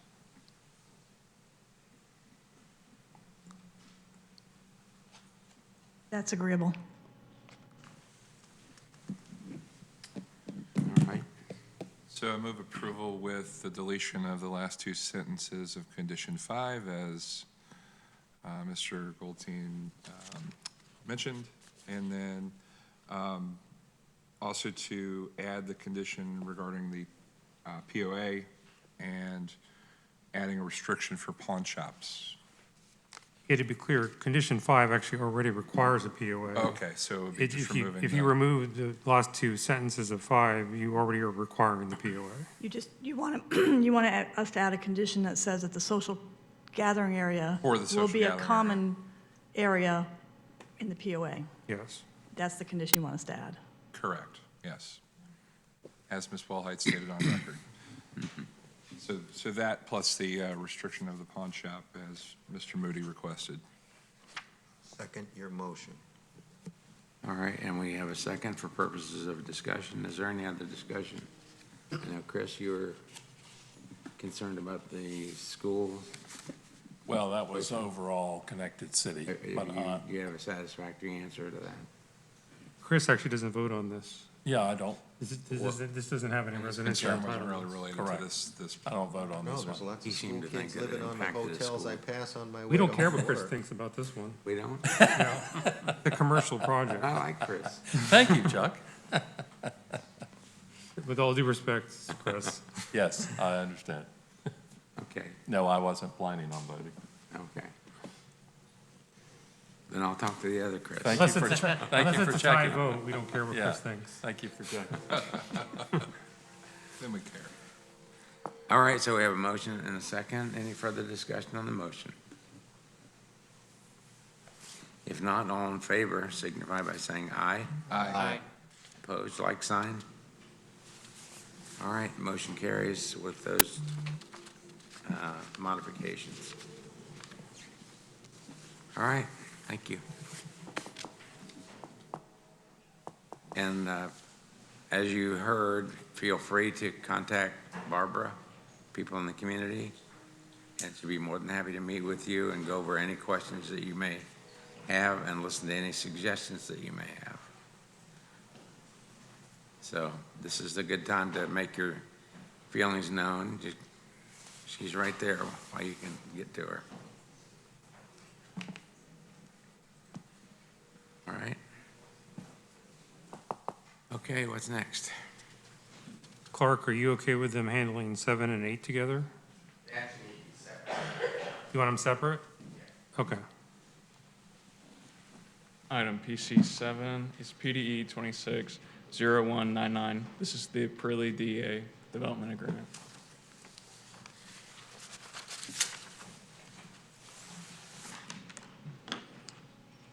Good afternoon, Gavin Covey, Planning Development and Economic Growth. This is PDE 260199, Aprilli DA. This is actually an amendment to the existing Aprilli DA. Here's a location in the county. Here is the location within Connected City. As you can see, the MPUD itself is also within the community hub. It is directly across the street from the property we were just looking at. And so here is the Kitten Aprilli MPUD segment that comes from the intersection of Elam and Kenton Road up to Road B in the Aprilli. Oh no. Okay. Road B right there on the Aprilli master plan. This is implementing the conditions of approval of the Aprilli MPUD. This is a requirement to basically set the term the conditions for designing, permitting, and constructing this segment in exchange for transportation development fee credits or mobility fee credits for the developer. And one of the things that we did do in this DA that require the amendment was that we changed the roadway typical. Initially, the roadway typical included multi-purpose lanes within the right-of-way, which was 8 feet. Instead, we changed those multi-purpose lanes to extend the multi-purpose pass on the outside. So now we have two 12-foot multi-purpose paths instead of those multi-purpose lanes, which is going to be safer for bicycle, pedestrians, and alternative vehicles to move up and down Kenton Road. And this is the typical that we've applied to the missing Kenton segment. And then when we talk about the Kenton DA, it's consistent with that as well. And again, Barbara kind of mentioned this in the last project that we talked about. This DA also has an option at the election of the developer to construct the missing Kenton segment with the same terms that the Kenton Road Commercial has, cash reimbursement for the signals and intersection improvements at Kenton and Elam, and then Kenton and Overpass as well. We wanted to make sure that we had as many people tagged for this so that we could get it done. And this is coming with a recommendation of find the proposed development agreement consistent with the comprehensive plan and recommend approval to the Board of County Commissioners. Okay, thank you. That segment of that road, that's going to be paved prior to the development being started. Is that right? Correct. Okay. Thank you, applicant. Mr. Chairman, Clark Hobby, Hobby and Hobby PA, 109 North Brush Street, Tampa, Florida. I've been sworn. Apologize for my voice. I'm a little under the weather, so I'm trying to not touch stuff that other people might touch up here. This DA is an amendment and restatement of the existing DA you all already saw a couple of years ago. The MPUD was approved almost 4 years ago now, and would have already been built. There were a couple of market gyrations that ended up with different home builders going away, and now we're back with others, and I think everyone will be really happy with the builders that we do have coming in there. But so the DA was already approved, implementing the MPUD condition that required the construction of this segment of roadway. As you heard from staff, all this does is it moves some of the dates out for the construction, because again, we initially assumed we would be able to build this earlier than we're able to. But if we get this approved and a couple of other things, we're anticipating that the roadway construction will actually commence pretty soon. Other than that, all we did was update some legalese throughout the agreement. We added the option for us to build the so-called missing Kenton segment, and then we added the new cross section. I do have Jordan Schrader here with me, and I'll tell you in broad terms, and Jordan can answer more specific questions that you may have or the neighbors may have. We have met with the neighbors on site, and our engineers have a number of times over the years. Again, we started on this journey in, I think it was early to mid 2021. And when we led up to the MPUD approval, we had several meetings with the neighbors, tried to get their input, and that influenced how Clearview is designed their drainage plans for the road and the overall roadway design as well over time. So happy to answer any questions you may have. Jordan's here and can answer specific engineering questions. Thank you. Any questions for Mr. Hobby? No? Jordan?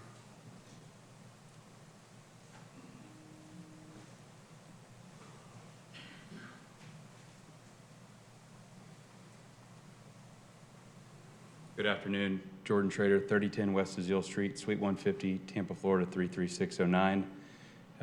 Chairman and members of the Planning Commission, I did want to mention that I went through my phone and I found a photograph from March 2nd of 2022 when we met with Mr. Singletary and the residents, and it's in his front yard, and the trees that we promised to save that have been incorporated in the plans that your staff have already approved.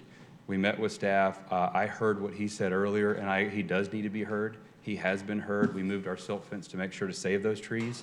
He's correct. There's 2 overland outfalls also from east to west across Kenton Road. What happens is there's about 400 feet of cow pasture on the east side of Kenton Road that drains west today. We're taking that water away from that because of the sensitivity of Kenton Road. So I want you to know that Mr. Singletary and those residents have been heard, and we've considered that in the plans that have been approved. If you have any questions, I'm here to answer them. All right. Any questions on that? I think that's good to know. I think that's a big concern for those residents there. So you're dealing with that water problem. That's going to be a big help to them. So any questions up here for Jordan? No? Thank you. Thank you.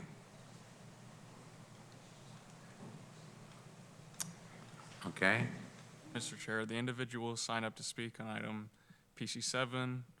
We'll begin again with Phil S. Pardon me? The first individual to speak on item PC7 is Phil S. Bill? Singletary. Singletary. Bill S. Mr. S. Philip Singletary, 8750, 8723 Kenton Road. The gentleman is correct. We did meet several times. He actually came down and looked at the road. I mean, he saw that our property at least, has at least 25 oak trees right on the boundary line. Right. I mean, we got trees growing in through the barbed wire. So, and my concern, and everybody's concern on the road was, they're gonna actually start at the property line and push back. I'm just concerned about the damage. He assured us that if there was any damage, that they would fix the problem. Right. I'm satisfied with that. Okay, good deal. He sounds like he's got the right idea with the drainage, because when our initial meeting was, they're gonna raise that particular property up 3 feet. And I don't know what they're gonna do with it now, but if he says that he can fix the water problem, that's fine. When this road is completed, I would like to see, I don't know if you guys can do anything about this or not, but no jake brakes. It's gonna be a very major thoroughfare. It's gonna be a 4-lane road from 52 to overpass to the interstate, so trucks, it's gonna be a major road. It really is. And it's gonna take away from the quiet and, country living. One thing that we would like is to make sure that even with the original product that we talked about earlier and this product, is to keep the construction vehicles off the private road. It can't handle heavy equipment. And working hours would be great if they could work from 8 to 5. Right. Instead of sun up to sundown, especially that the time's changing now. They'll be out there working till 9 o'clock. Right. So that would be nice. But all this talk about the community needs places to congregate. That property is perfect for the county to buy it and make a nice park out of it. It's access to the lake. I mean, it's perfect. It would be really nice. So it's got beautiful pine trees, and it's a really pretty piece of property, and it's all just going to be bowled down. But anyway, I do appreciate his response and his time, and we'll see what happens. Thank you. All right, Mr. Singletary, thank you for being here.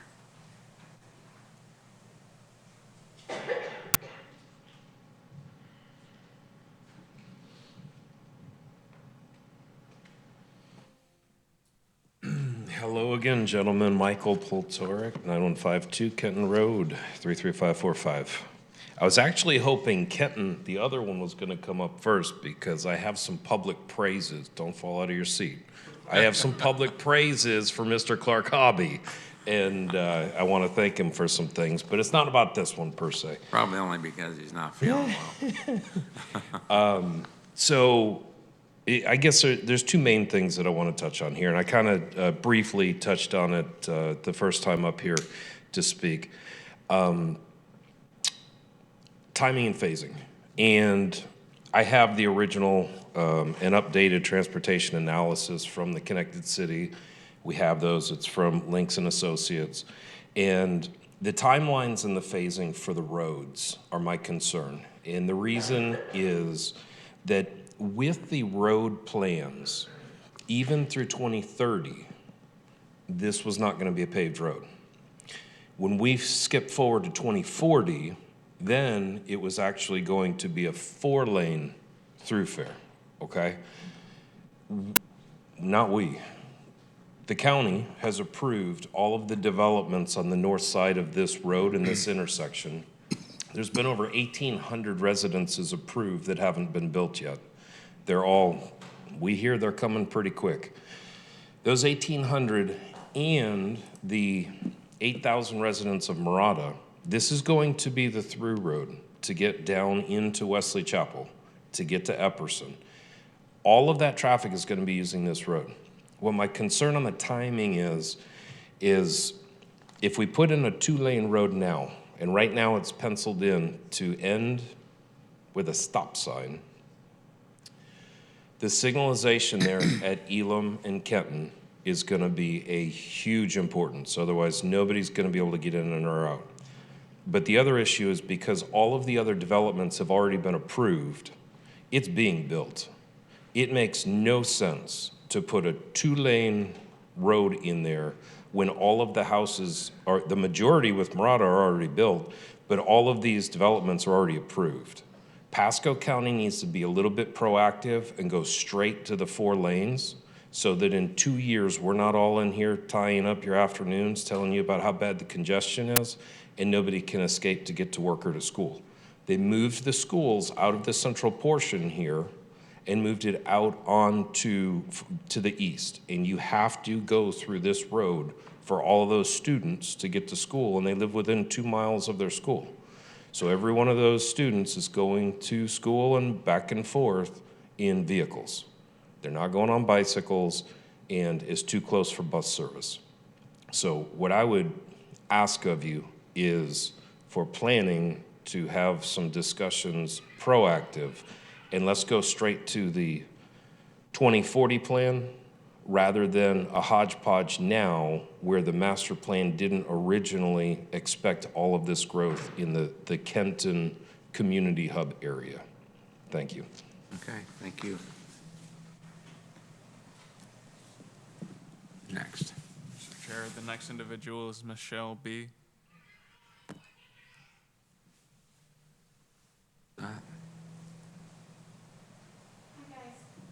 At 8747 Kenton Road, Michelle Burkett, live with my mom and dad, Nelson and Brenda Ekis.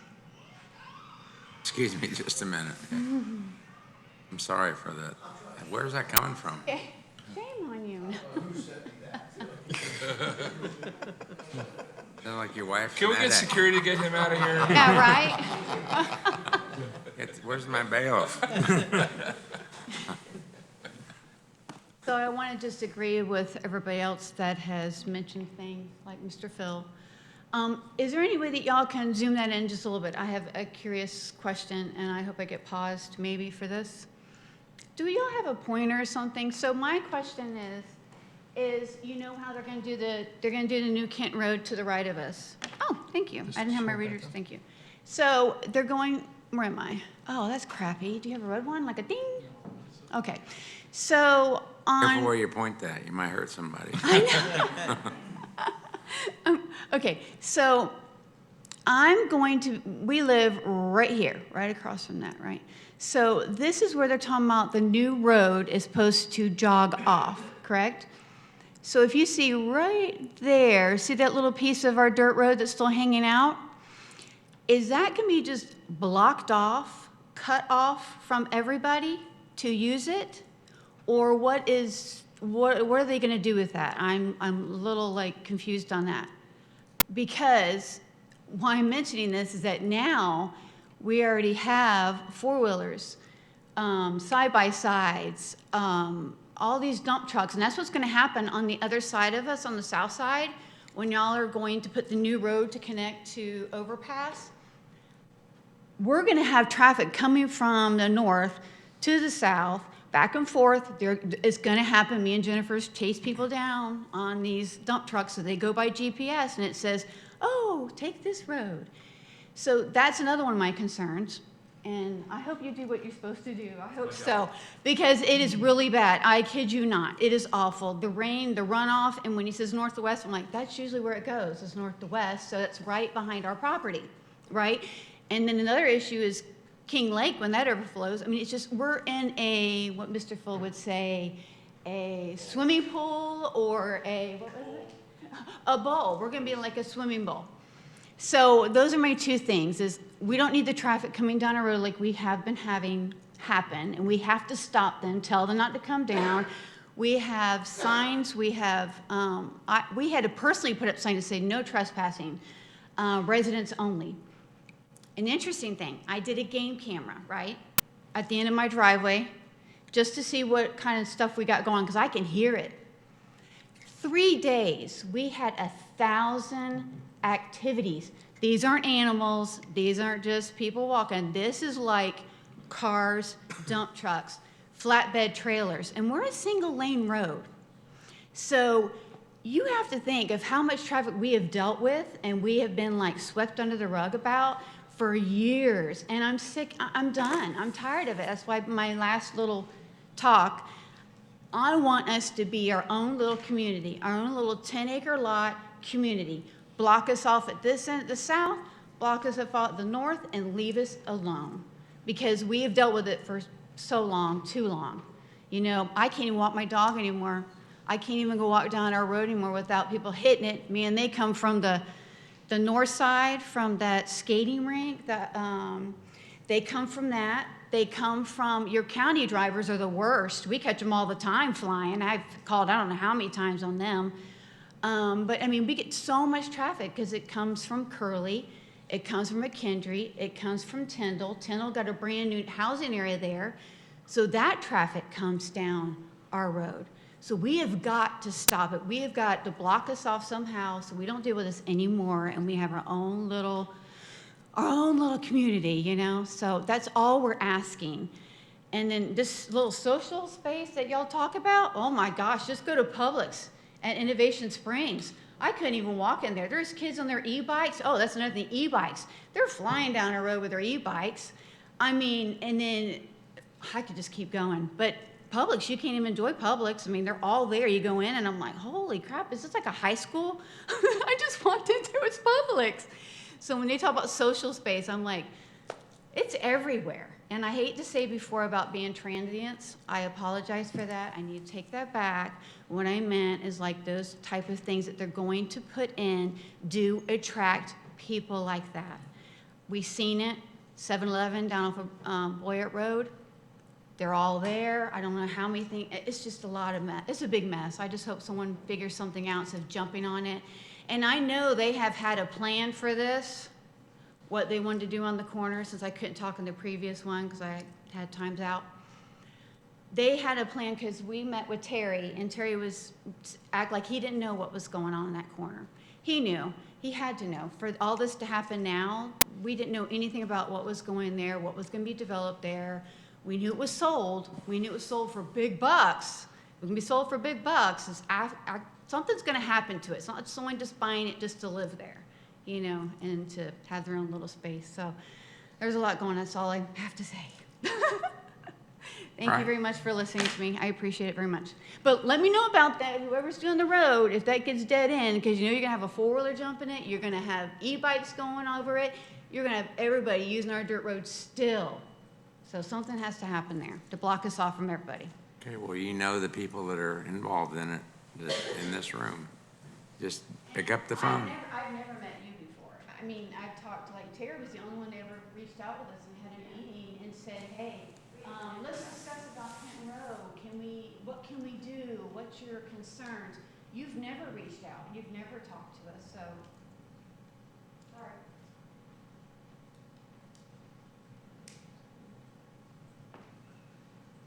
Okay. Mr. Chair, the last individual pre-registered to speak is Ms. Jennifer McCarthy.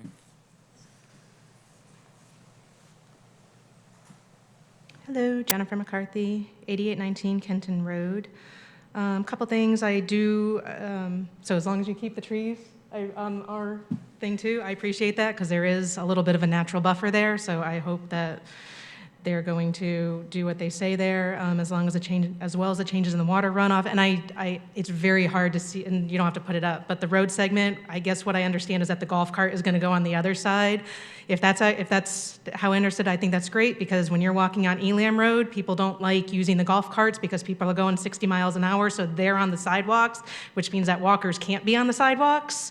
So I think if that's on the opposite side, maybe they'll actually get used. So I think that's great. So things that I do have some concerns about.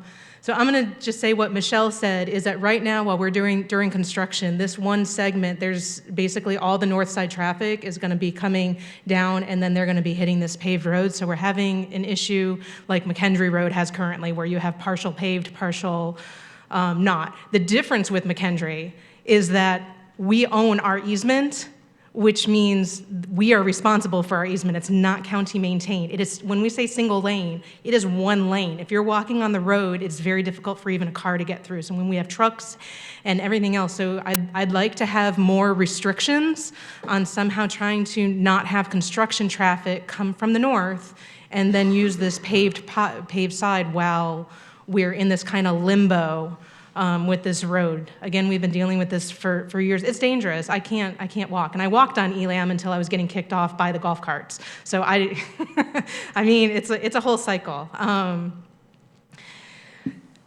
One thing I wanted to say about entitlements that came up is that, and this is unrelated to this, I'm just gonna spit it out, is that I remember being, I don't know if it was Tall Timber or Priel or which of the property, but they're like, if there were entitlements, we would change these townhomes to single-family homes.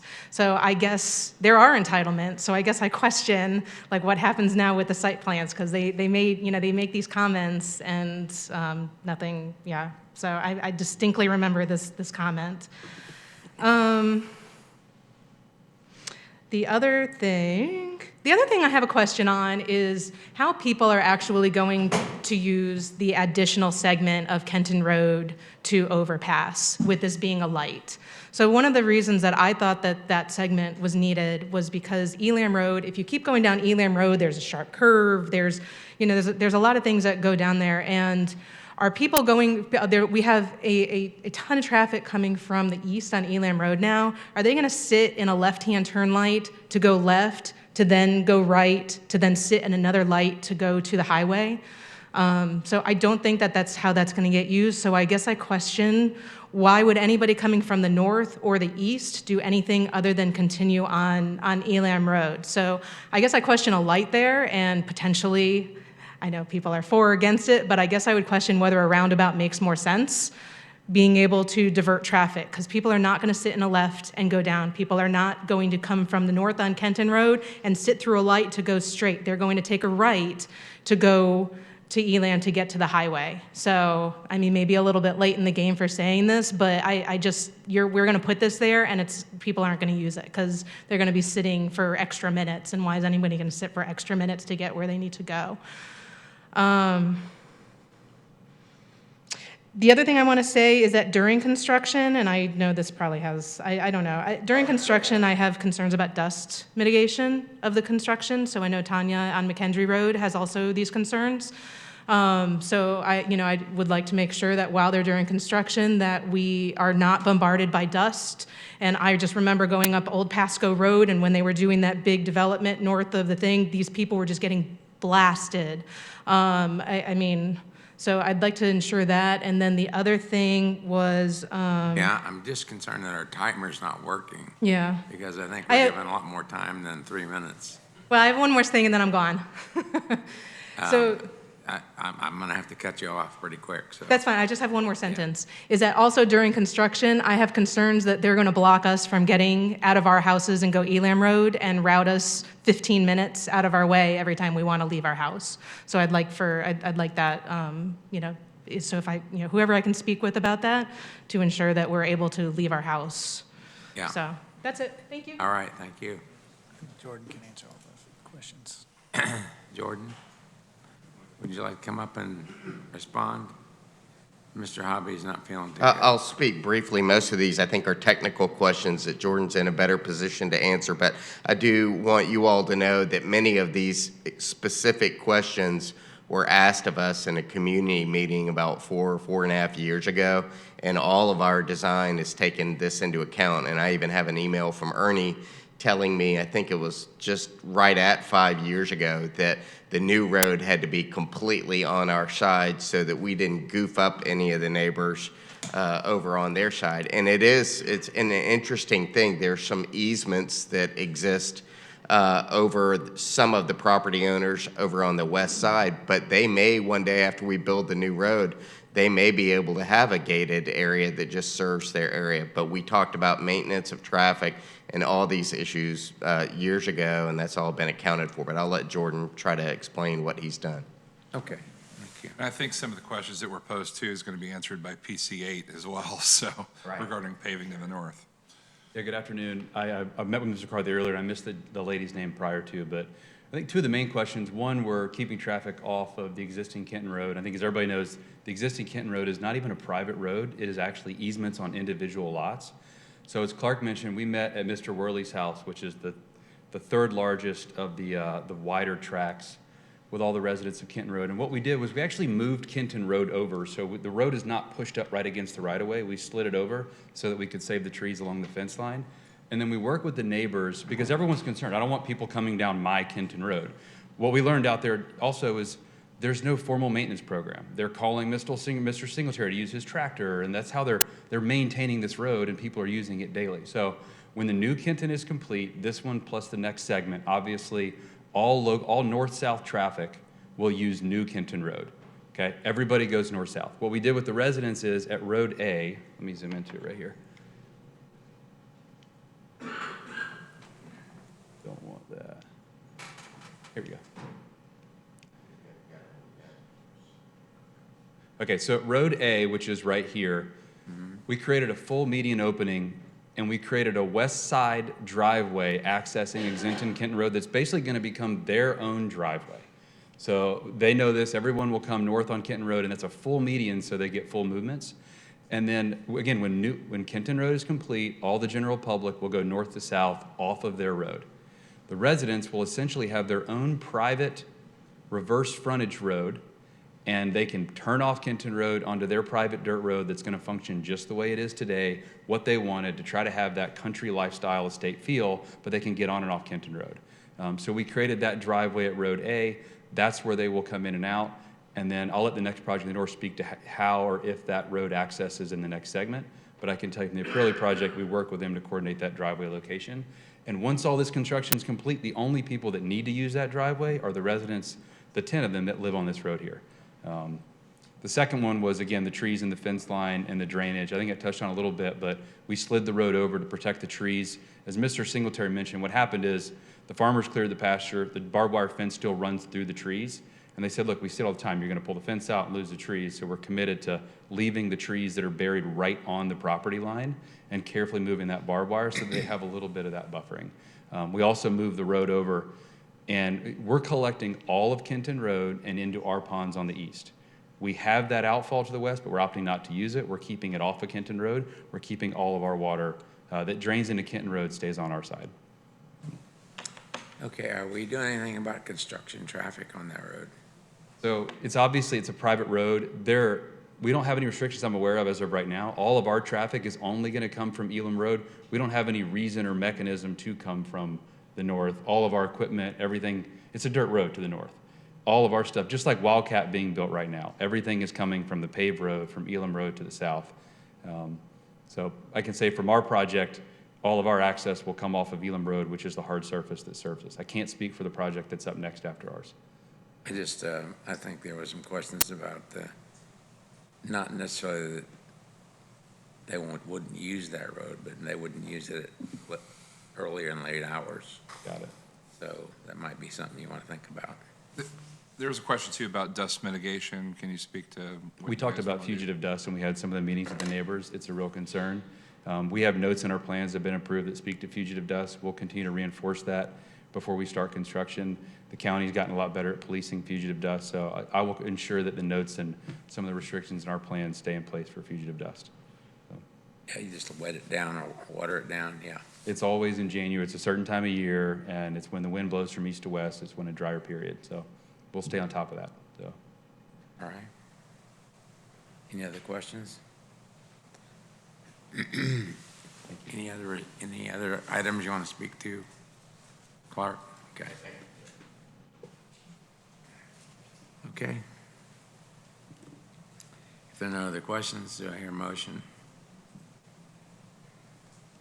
Motion to approve. Second. Any further discussion of the motion? If not, all in favor signify by saying aye. Aye. Aye. Opposed, like sign. Okay.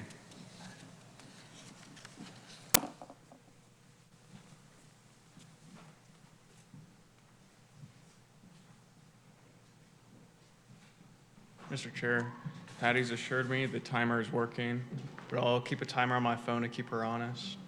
Okay. All right, PC 8. This is PDE 260227, the Kenton Development Agreement. Okay.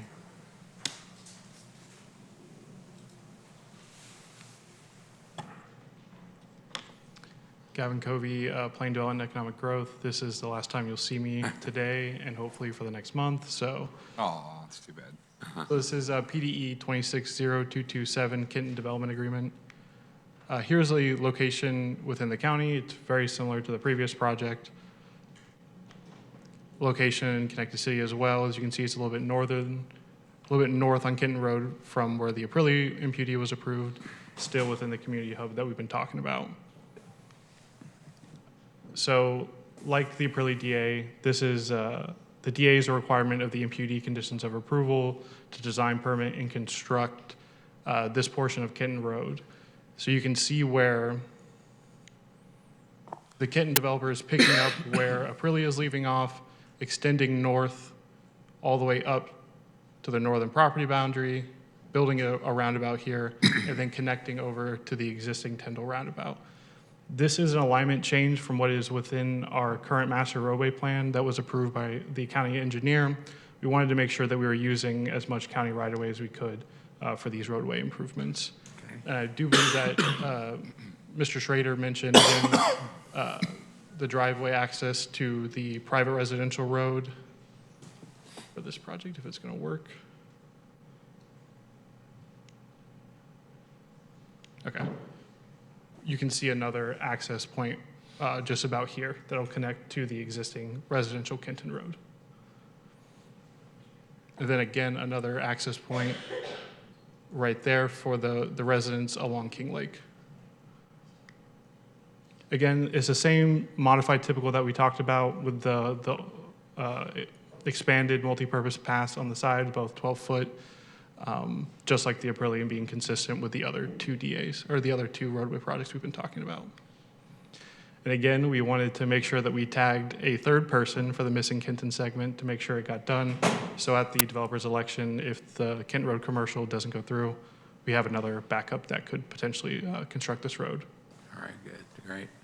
And then same thing, this recommendation comes from the Planning Development Department to find the proposed development agreement consistent with the comprehensive plan and recommend approval to the Board of County Commissioners. All right, thank you. Questions? So it looks, I do have one question. David? Go ahead, David. Did you have a question first? no, go ahead. Gavin, so the Aprilli DA had a calendar deadline to complete the roadway. This one does not. It just has, the deadline is basically prior to the final plat within the MPUD. Is there a reason why they're treated differently? Can't speak to that. I'll let Clark answer that. I think that's just, you want to talk about the timeline? Happy to address that. Yeah. I think that's All right, we'll let Clark answer that question then. Yeah, I was just going to clarify the northern section. So it looks like there's, part of this is a roundabout, and then will the section that goes east-west, is that replacing Tyndall Road, or is it in line with Tyndall Road? Yeah, if I might, Clark Hobby again for the record. So yes, let me answer that first, Mr. Pontlitz. The very northern segment, yes, what staff was talking about, just to be clear, that segment is trying to use as much of the existing Tyndall Road right-of-way. On the north-south segment, the segment of Kenton that we're building in this project, we're using all of our own property again, so we will not be touching the existing dirt road segment of Kenton Road that lies adjacent to the lots that are over on King Lake. And again, we did that after community meetings, and what will probably happen on that segment at some period of time is those people could have a private area, or if they were to get the property, the right-of-way vacated, they may have even larger lots. But we did it for two reasons at the time. Number one, we didn't want to create an access issue for them during our construction. The second of all was because of the big width of the right-of-way and the landscaping that we have on our site, we wanted to create a very large setback for them because they have large lots like the other neighbors do to the south. And off the top of my head, I want to say that the nearest lots were it's like 280 feet away. That was all discussed at length during the MPUD, but that's how that's set up there. But for the big ticket discussion, again, the this project now, a developer has bought it, and we have a lot of approvals for it already. And so we are anticipating picking up at the same time our neighbors to the south. If they start construction in about 2-3 months, we would follow immediately behind them and start construction on our roadway segments. I have Joe Semino here to answer any technical questions about that. As to the phasing, the reason it was set up not to have a deadline originally, and David, you may recall this from the MPUD,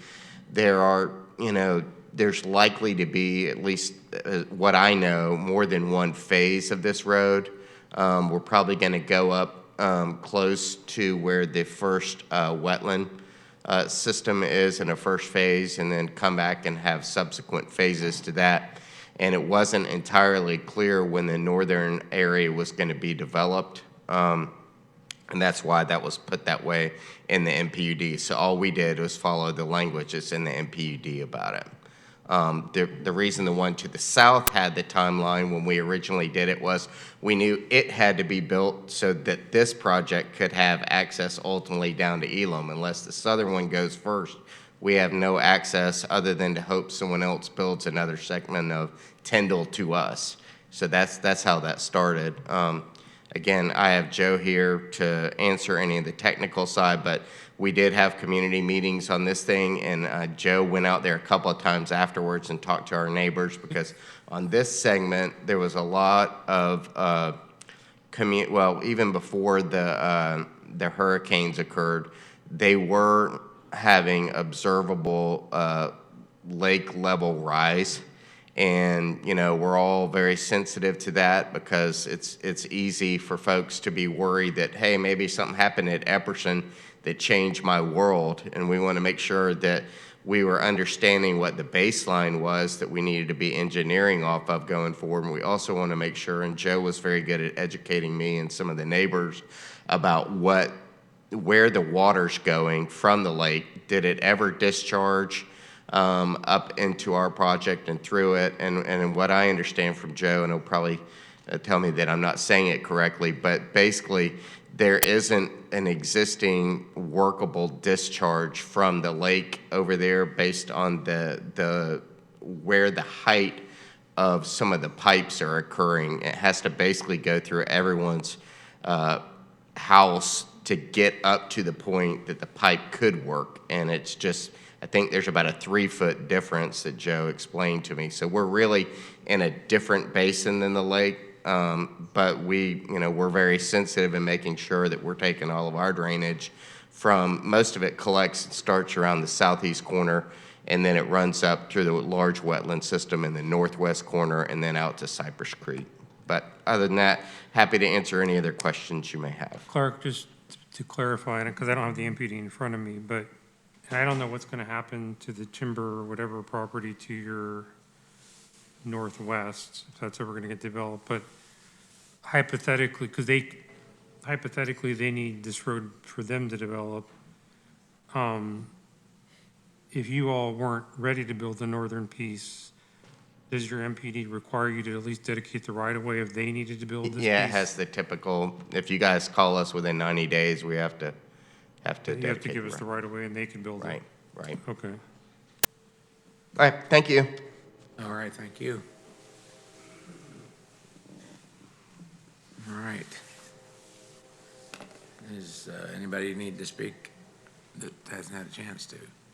Yes, we're going to repeat the list of registered individuals who speak, beginning with Philip Singletary. Okay.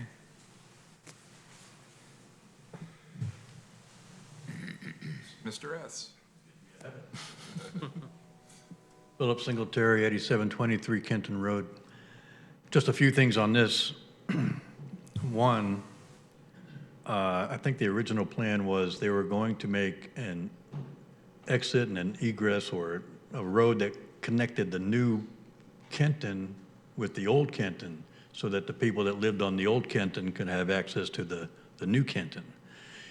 What I would like to see them do is, that's fine, but if they could do it on the county property side, which is at the very end of all those rectangular slats, from that point north, the county maintains that road. So if they can move that to that and just leave our road alone, UPS might not be happy, but they'll get over it. Also, right at the corner, there's a S curve, and right at the very front of that northeast corner of that S curve, there's a lake entrance for people who live on the road. It's a private entrance. We're going to need to have access to that private road. So I don't know if they're going to be able to just stop the curb and start it or whatever they have to do.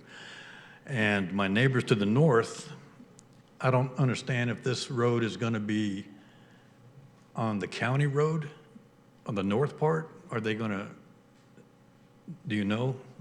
The north part of this road?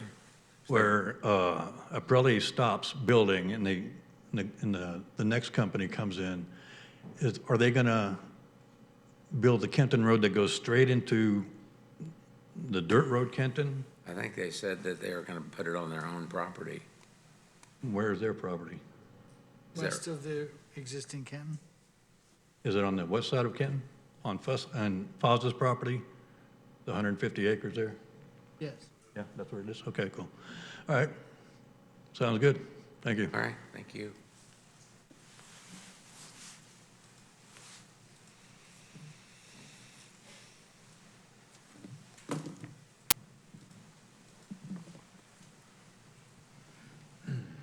Afternoon, Michael Poltorek, 9152 Kenton Road, 33545.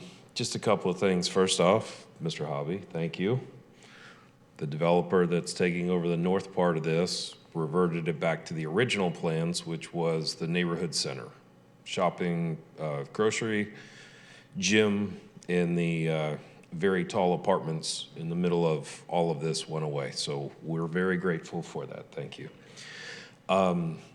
Again, it would be very nice if there could be some proactive work in these roads, because the timing and phasing of these roads, everything's already been approved and the homes are already there. So we're chasing our tail if we're going to build a road that was designed without any of that planning already approved and in the works.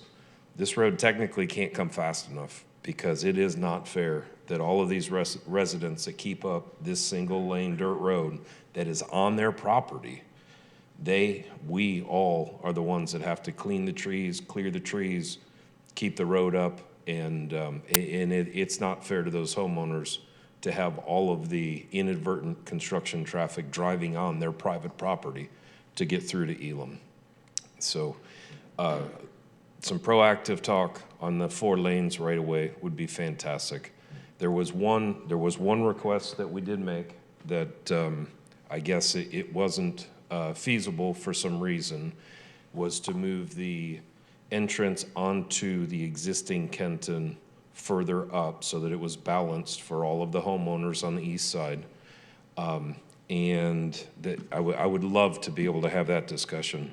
But the other thing is, I haven't heard anybody talk about it yet, but the existing Kenton Road residents, if the 2 sections that are going to not be Kenton Road end up getting renamed, the residents would like a say in, if the county renames it, what the name of that road's going to be, or potentially taking it back to the original name, which was King Lake. So it hasn't been discussed yet, but if either of those 2 sections get renamed, if the residents can be openly included in that discussion, that'd be fantastic. Thank you. Okay, thank you. Anybody else on the list? Yes, next is Miss Michelle. Okay, after then would be Miss Jennifer McCarthy. You're good, okay. She's officially good. It's officially awesome. Then we're officially done with the registered individuals to speak on item PCA. Okay, so Clark, do you want to have somebody respond to some of those concerns? I'm going to have Joe Simonos, the engineer of record on this, and I'll have Joe answer a couple other things. But I think, we did maintain all of the existing connections. When you go up the existing dirt road, Kenton, when you get to the, which one is the pointer?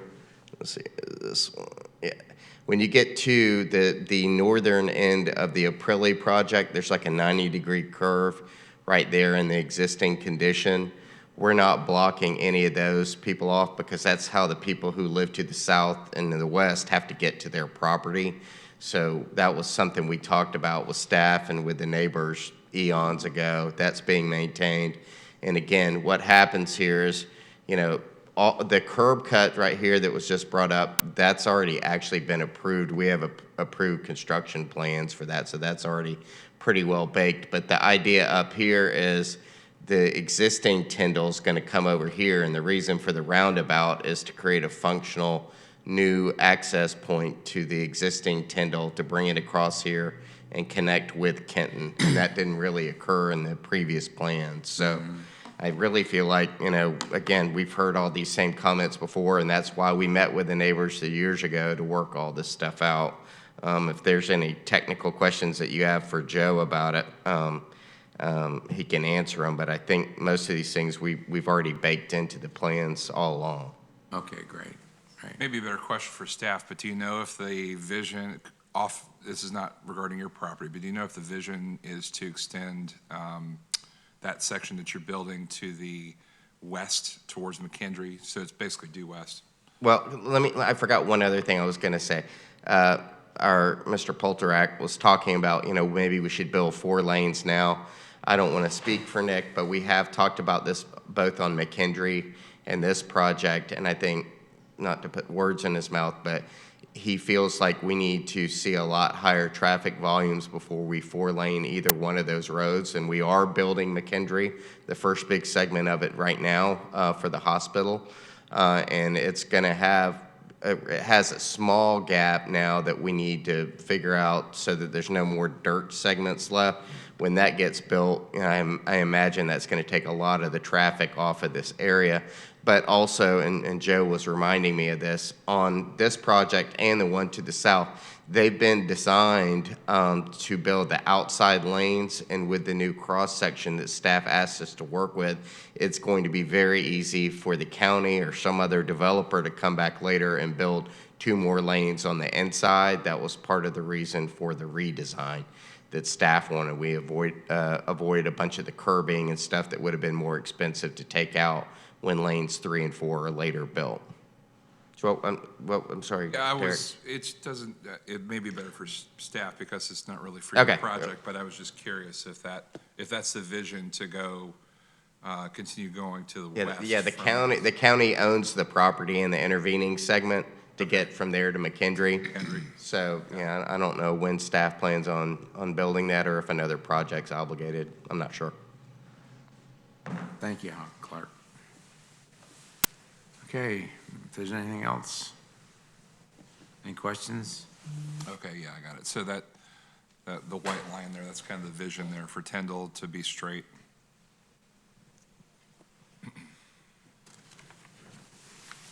All right, Derek, you feel good? Yeah. All right, there, motion. Did you hear anything from Joe or not? You guys all good? Yeah, I'm good. Okay. You good? I'll move approval for PC 8. I'll second. Have a motion and a second. Any further discussion? If not, all in favor, signify by saying aye. Aye. Opposed, like sign. Okay. Who gets the credit for the second?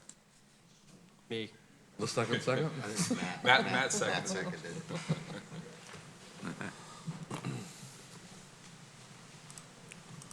Okay. Move to adjourn. Second. We have a motion to adjourn. All in favor? Aye. Opposed, like sign. All right. Oppose that. Comps, anybody? Yeah, I gotta have You guys one. earned a comp today. You better believe it. I'll always take a jalapeno chomp. So what about the plans, the project narrative, the photographs? Jalapeno chomp. Maybe one of those. Which one you want? Thank you. Is there cashews in there or something?